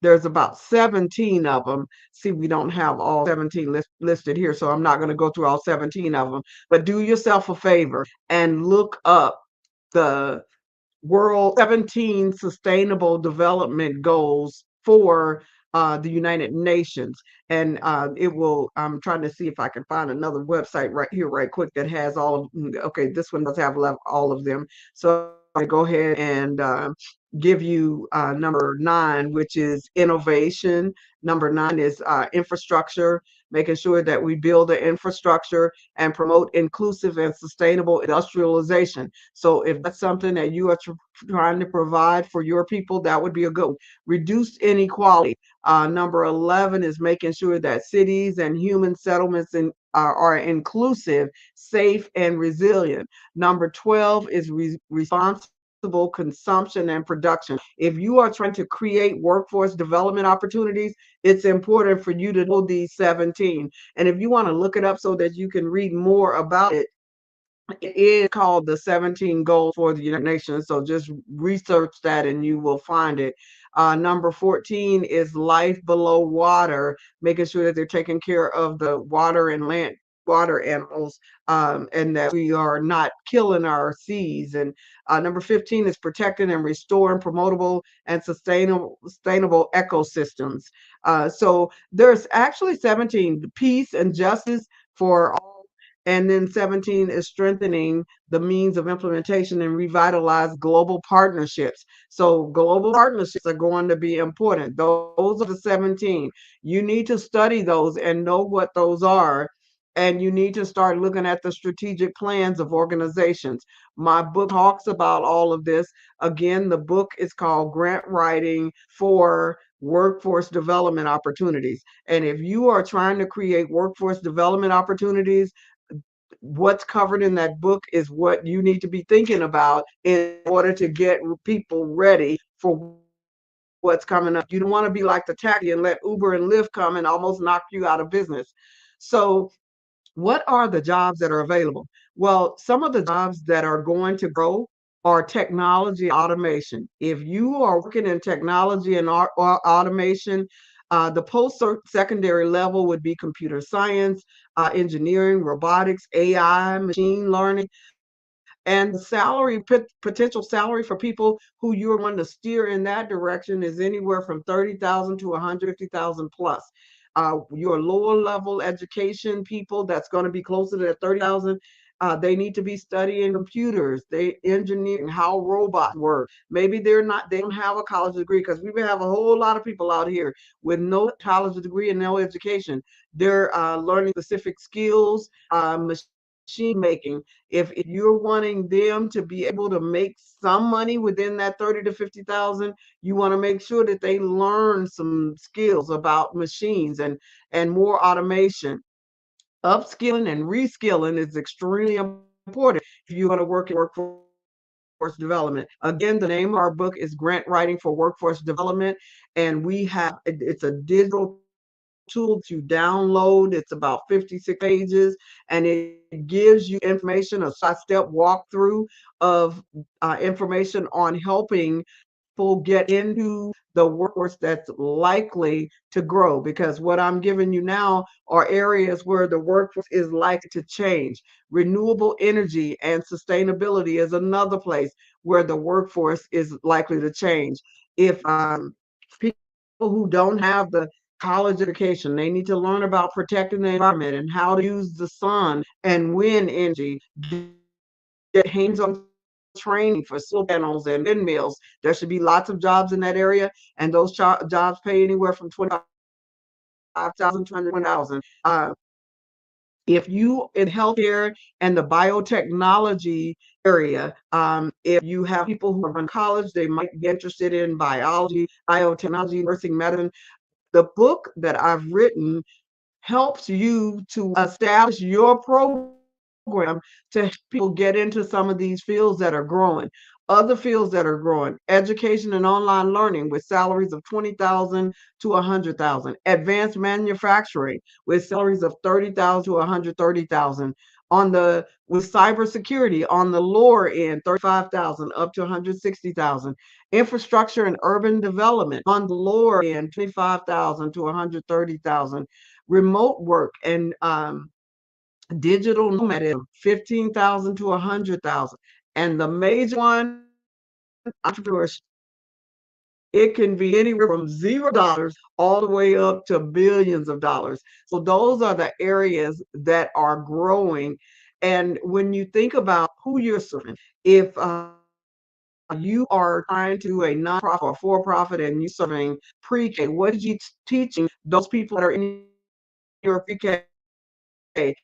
These things we try to encourage you to, while you're developing your program, think about who it is that you're serving. The name of my book is Grant Writing for Workforce Development. And what we're doing is trying to encourage organizations to develop workforce development programs, because so many of us need upselling skills. Some of us need new skills to be able to keep up with everything that is happening in our world today. So what did we be teaching our pre-K kids? Teamwork concepts, problem solving through play, fine motor skills and development is what we should be teaching our young ones. As far as our elementary school kids, we should be teaching them career exploration activities, basic computer skills, literacy and numeracy emphasis. For our middle school kids, we should be teaching them how to code and digital arts, career-related clubs, soft skills education. That's what we should be teaching them. The high school students should be learning vocational training, career counseling, college prep courses. Dropouts should be getting their GEDs, vocational training and programs. This is to keep us from being behind, especially us Black folk, to keep us from being behind and keeping us from going even more backwards than what some of us have been. As for college students, making sure, because just because you get a degree doesn't mean that life is going to change for you. Some people are going to graduate college and have nothing but a bill that they've gotten because they majored in the wrong thing. Well, if you listen to this today, you should not be going astray. Internships, co-ops programs, networking events is how you can help our college students. advanced job search workshops. You are an organization that is providing workforce development. These are some of the programs that you should be doing in order to help from our babies all the way up to our senior citizens. As far as seniors, what should we be doing to help our seniors? Experience leverage workshops, digital tools, not help our adults and seniors. Teach digital tools, teaching them about transition programs into new fields. Because I read a statistic not too long ago that said there's going to be an increase of 95% of 75-year-olds going back into the workforce. And if you look at some of the places right now, you're starting to see some of these people older and old having to go back into the workforce. So if you are that organization that is interested in starting workforce development, I have books out there for you. I have two, in fact. One is called Workforce Development, Grant Writing for Workforce Development, and Grant Writing Finally Made Easy for with funders, resources, and tips. So one of the books is only 20 pages, but it gives you hundreds of different grants that are available for you to provide workforce development. And then we have our actual grant writing book that teaches you our grant writing system so that you can use our Canvas style of writing that teaches you the 4 areas that every grant has, and then the 4 goals that you need for your grant writing team in order to be successful. Today, I was giving you information for those who are considering providing workforce development programs. I talked about pre all the way up to adults and seniors. Now I'm at the unhoused. For those people who are unhoused, access to basic needs and support is a program could be provided. Job readiness and training is a program that you could provide for unhoused. Short-term employment opportunities, and I know they used to call them homeless, and they used to call them some of everything, transients, but we're calling them unhoused. Assistance with obtaining identification. Many times when people are homeless or unhoused, they have lost a lot of their ID. Maybe they had to move somewhere fast. So programs that help people get their ID back are really good. Supportive services for mental health and substance use is also a good program that you can offer the unhoused. But for those of you that are providing workforce development, not only are you providing workforce development, you are also providing supportive services. And these are some of those supportive services.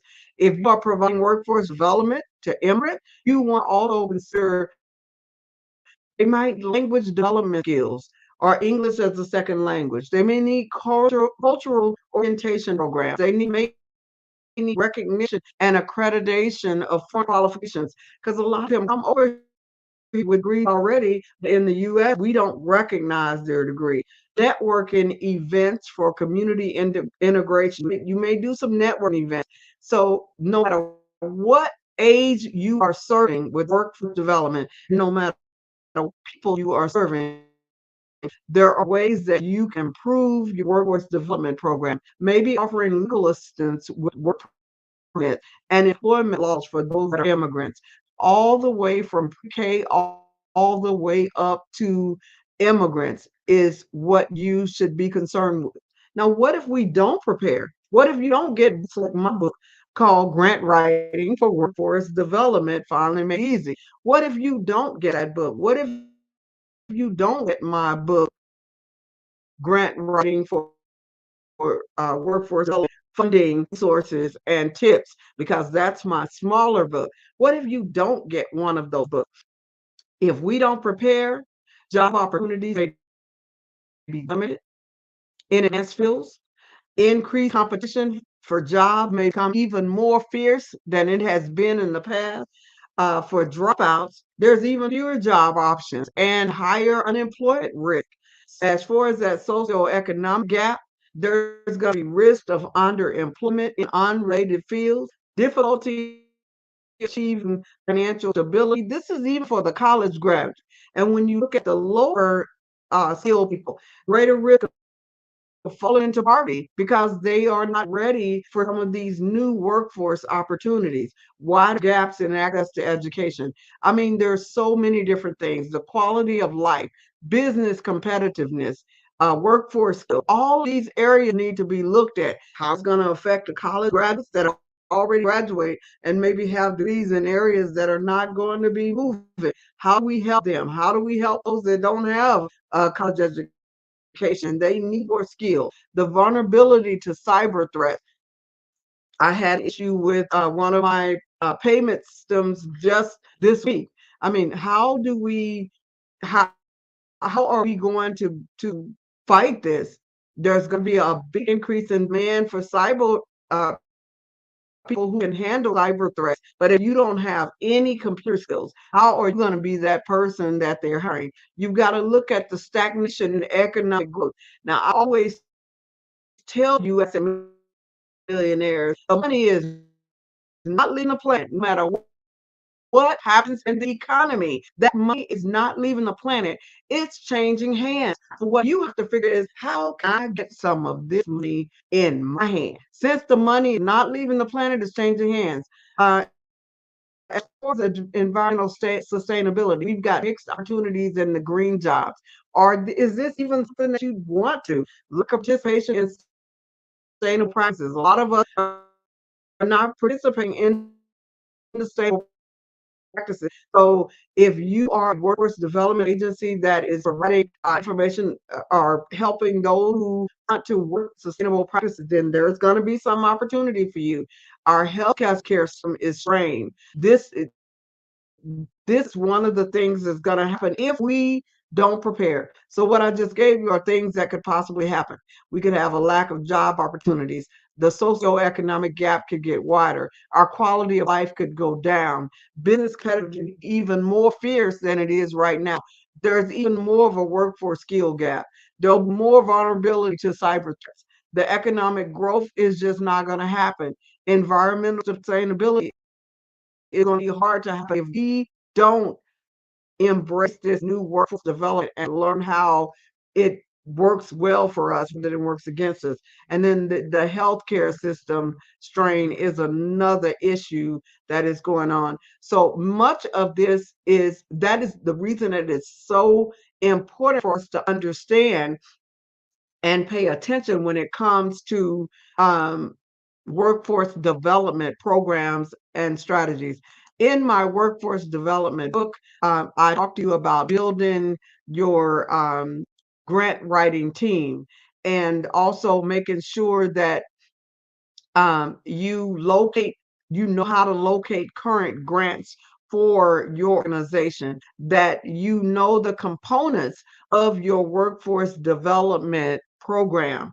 Because if you don't know the components of what your workforce development program should include, like looking at the 17 strategies that are being worked on by the United Nations, and knowing some of these jobs that are going away. If you are doing workforce development, you should definitely know which one of these jobs are going away, and you should definitely be paying attention to the 17 areas that the United Nations focusing on.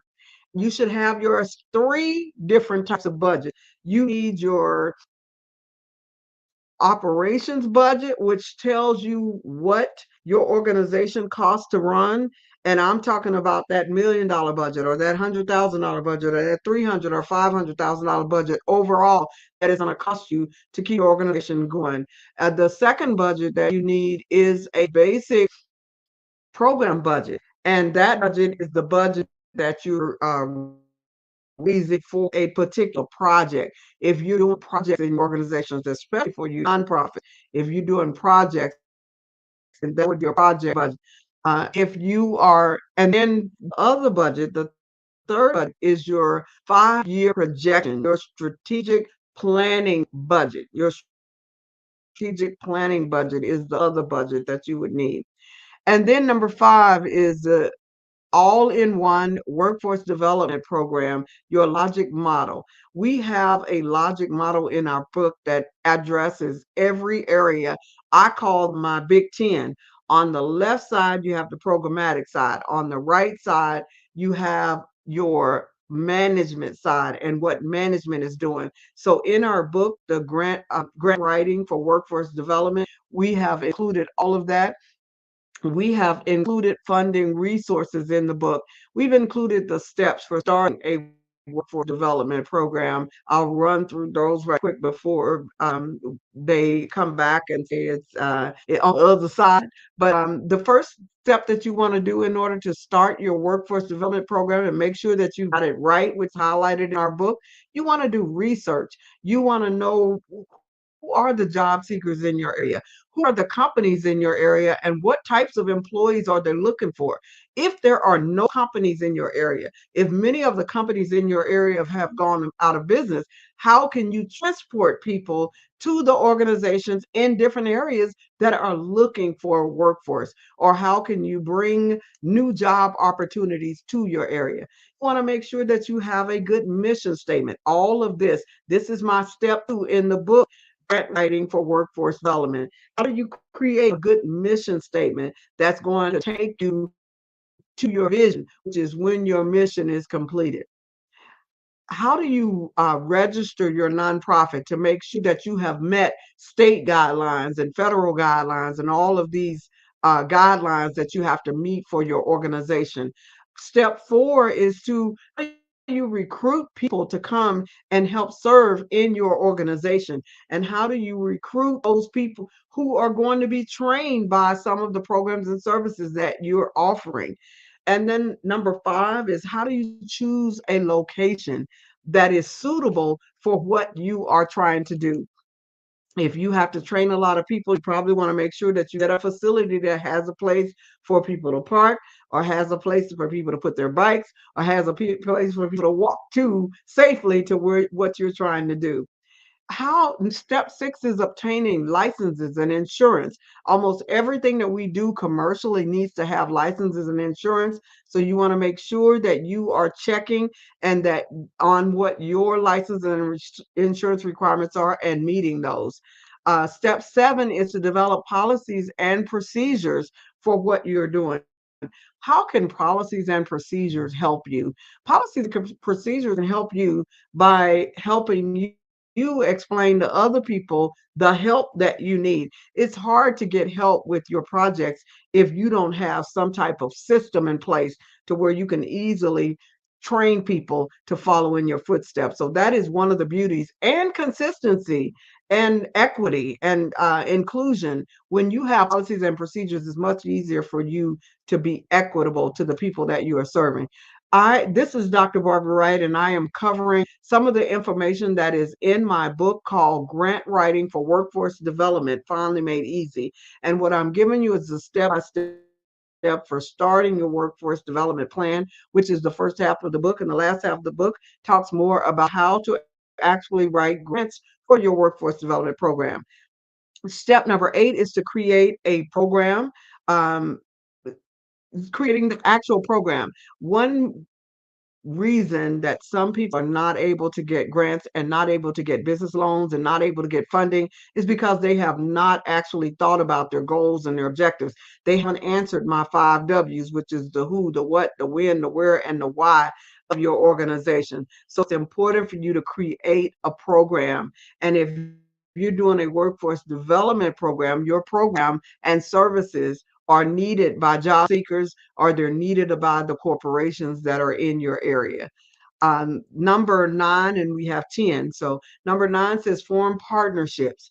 You want to make sure that you form partnerships with local employers, educational institutions, and community organizations to ensure that you are able to actually get your organization running the way it's supposed to. And lastly, number 10 is then you want to market your workforce development program so that the people that you are targeting for your program, let's say your program is a program that is targeting youth and young adults ages 16 to 24, then you want to target that group. If the requirement of the grant is that they are dropouts, because some of the grants do require that, then you're looking for that clientele. Whatever it is that the grant has said that you can do, that's what you have to do. If for those of you who follow me on LinkedIn under Barbara Babby Wright, Dr. Barbara Babby Wright, On my quote today, I said, "It's your thing." And then it said dot, dot, dot, because you can't do what you want to do when it comes to grant writing and fund development.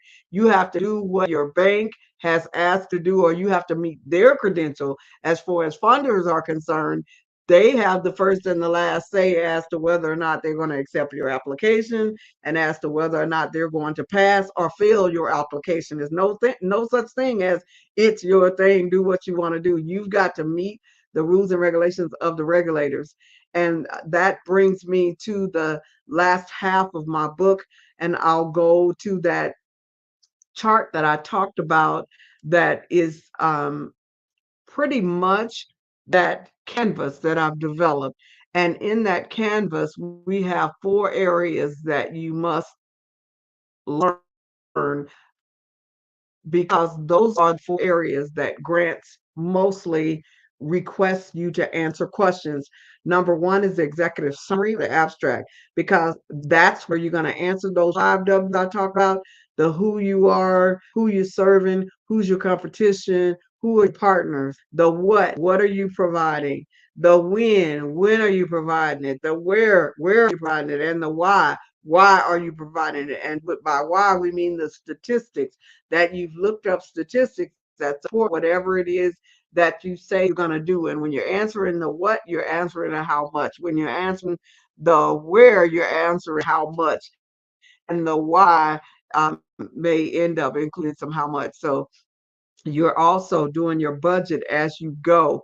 Your needs assessment, or your story of why your program is needed. That is, you're going to answer the question, who are you serving and why? What is the national problem? What is the local problem? And how will you fix it? That's how you answer that narrative. And that's going to become the biggest part of your grant. But your narrative has to expound on your 5 W's. So you can say anything different in your narrative than what you said in the 5 W's. So in your narrative, I called my Big 10. So on the left, there are 5 areas that you have to focus on. That's your goals, which is what you're going to do, and your objectives, which is how you're going to do it, implementation, which is when you're going to do it, what are you bringing to the table, who are your partners, and what's your budget for that, your evaluation, which is the who and the how. Who are you going to have in your program, and how are you going to know that they were successful or they were a failure? Your outcomes is, were they how is the world better? It's that impact. How is the world better because you offered that program? So those are the first 5, and that's the programmatic part. Once you have that down, you have a program that you're able to go over here on the right side to your management, to those who are going to assist you, to your volunteers, and tell them, I've got my idea of my program. So really, you're doing that with the 5 W's. So you've got your program idea, and now you're soliciting to get people to help you. It's hard to get people to help you when you don't even know what you're doing. So number 1 on the right side of the canvas is the timeline. What are you going to be doing as management the first quarter, second quarter, third quarter? First quarter, you may be recruiting. First quarter, you may start the actual program. Second quarter, you're reviewing and evaluating. Third quarter, you're reviewing and evaluating. And fourth quarter, you're writing the report. After the fourth quarter, you're writing a report to the person who has funded you. Your management, who is running your program? What are their salaries? What are their credentials? What gives them the credential to be able to actually do the programs? What are their salaries and fringe benefits? How many contracts are you going to have when it comes to management? Dissemination, how are you going to get the word out about what you're doing? Are you going to use internet, media campaign, expos? All of this is in this book. All of this is in my book, Grant Writing for Workforce Development Programs.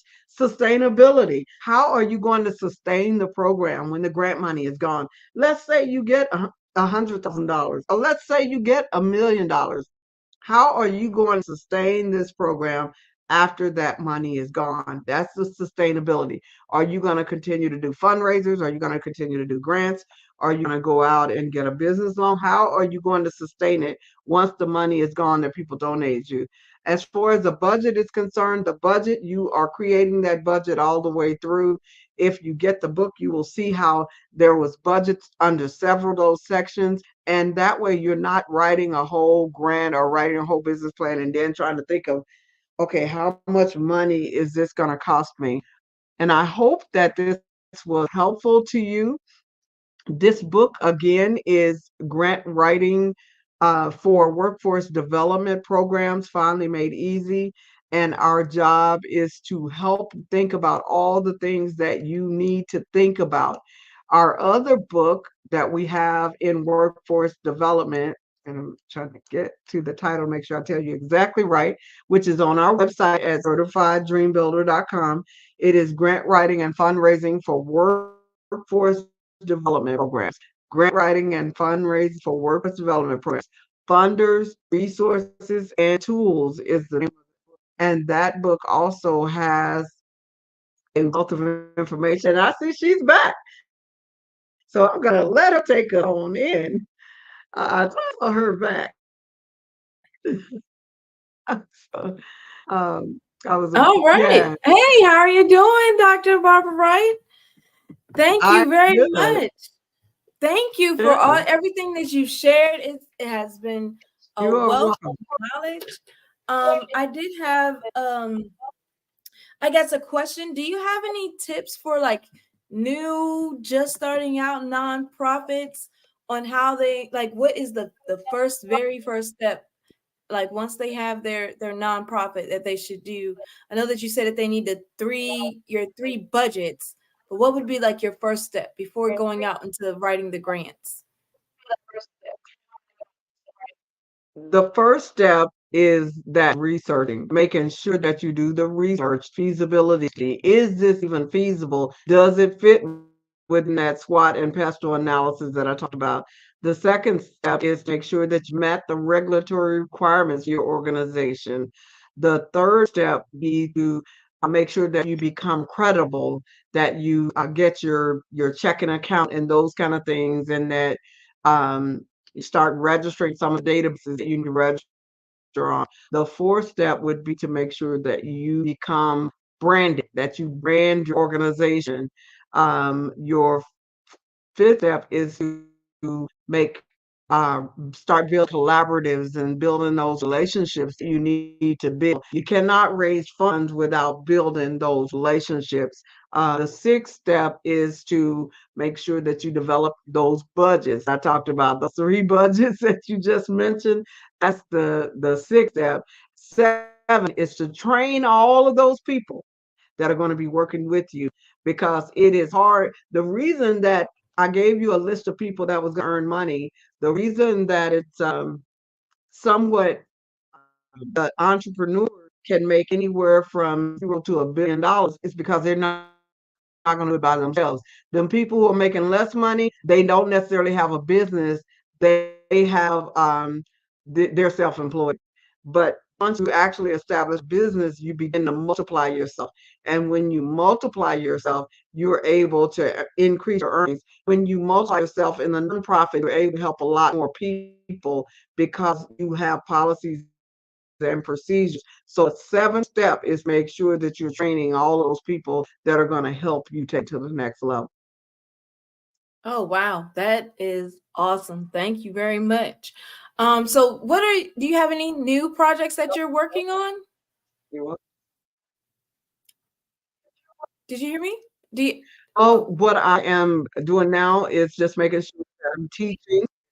I'm teaching on Clubhouse and Zoom, and making sure that people who may not be able to afford my services are able to hear this information. And I come on here once a month, making sure that I'm sharing here. I'm giving the information as much as I can to as many people in the community. But because I know that I have to duplicate myself, I don't do like phone calls where people are just calling you on the phone. So this is my project. It's being able to go on as many platforms and go to as many areas I'm able to do, to share the information, share those 7 steps, so that and to talk about workforce development. That was the reason, making sure that this book was right, so that people would know what they need to do, so that leaders would know what they need to do to help our young people, from the B's all the way up to the senior citizens, the unhoused, and the immigrants, know what they need to do to be able to survive all the changes that we are going to see within the next 6 years. Okay. So if someone wanted to book your service, like for you to come out and speak at an engagement, or like, are you available for that?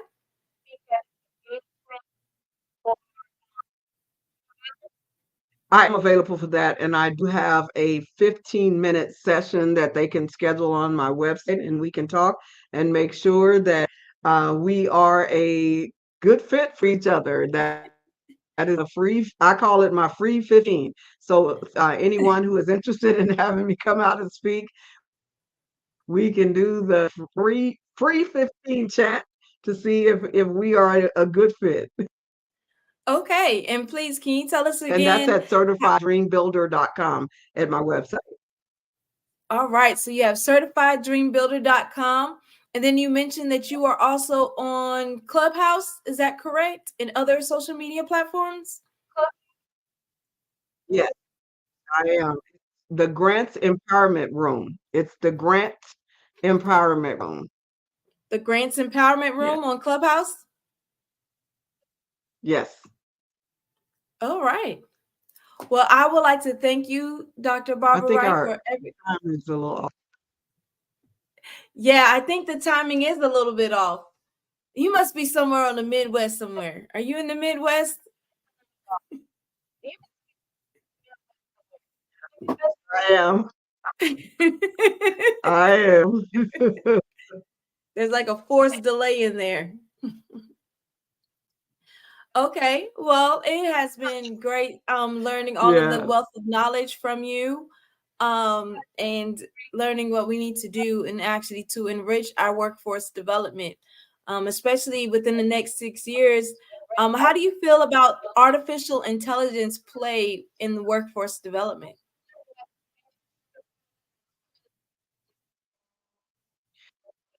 Honestly, I was just looking at 12 jobs that I saw yesterday that would not be affected, with almost everything else being affected by AI. So for those of you who are wanting to look it up, just kind of look up those 12 jobs that they say will escape AI. Almost every other profession will be affected. One of the 12 was musicians. So if you are a musician, you're an artist, you're a creative person, those are probably going to escape AI. 2 they've come up with something so Ray to where it takes your written verbiage and turns it into a video. So all of us are not going to say, but you just want to stay ahead of the game and make sure that you're researching to see what changes coming down pipes. You don't end up being like the taxi and that lift and we're coming almost knock him off the face of earth. So we just have to keep our eyes open and our minds open to the possibilities, because no matter what is happening, we all have skill. It's important for us to use the gifts and talents. We are asset millionaires. We don't want our assets to go to the grave. We want to use those gifts and talents that we have, and make sure that we use them to help our community, also earn income. Many of our talents, gifts and talents can be used to earn income. Okay. Well, thank you again, Dr. Barbara Wright, for sharing your expertise and the time that you've shared. As always, genius is common, and I'll see you on the other side. Hello, I am Dr. Eric Kelly III, the visionary strategist and founder of the Black Business Olympics. I invite you to showcase your Black-owned businesses on the Black Business Network global stage. The Black Business Olympics is a global Black business network platform that propels Black-owned businesses into the international spotlight. By showcasing your business on the Black Business Olympics platform, you can reach a worldwide audience of potential customers, partners, and investors. You can also establish yourself as a thought leader and expert in your field, attract lucrative partnerships, and more speaking engagements. In addition, the Black Business Olympics platform provides a valuable opportunity to connect and collaborate with like-minded entrepreneurs and business professionals from around the world. This can lead to new business opportunities, ideas, and relationships. Finally, by sharing your story and expertise on the Black Business Olympics platform, you can inspire and empower others. This is a powerful way to make a positive impact on the world and leave a lasting legacy. If you are a Black-owned business owner, I encourage you to seize the opportunity to showcase your business on the Black Business Olympics platform. It is a once-in-a-lifetime opportunity to make an indelible mark on the world. Be one of the 1,000 visionary entrepreneurs who are changing students' lives, shaping industries, and leaving an unforgettable legacy for their families. Unleash your voice on our global stage and watch your business thrive. Black Business Olympics is one of the largest Black business showcases in the history of Black business in the world. Yes, the entire world. Just give me a call today at 919-308-9090.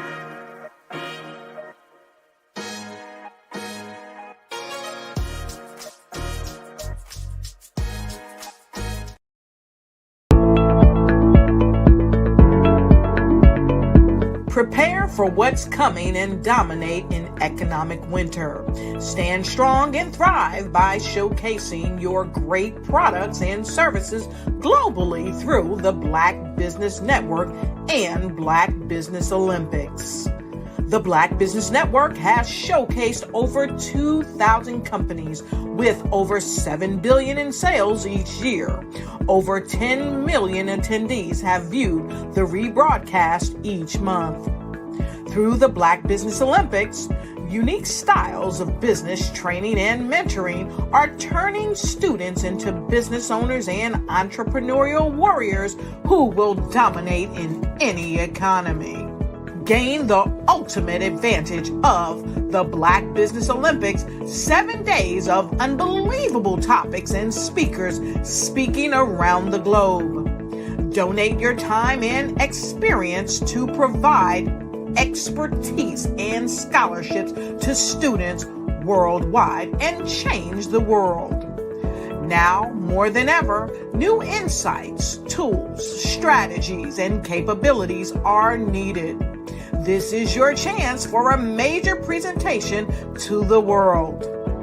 Fill out the form and join the more than 2,000 speakers who have presented to over 200 countries. Join the Black Business Network streaming live into the Metaverse, STEM City, Black Multiverse Enterprises, Hulu, Amazon, YouTube, iHeartRadio, Apple, Facebook, LinkedIn, Pod TV, IBM TV, Spotify, and Google Podcasts. Sign up today. Spaces are limited, and we will see you there.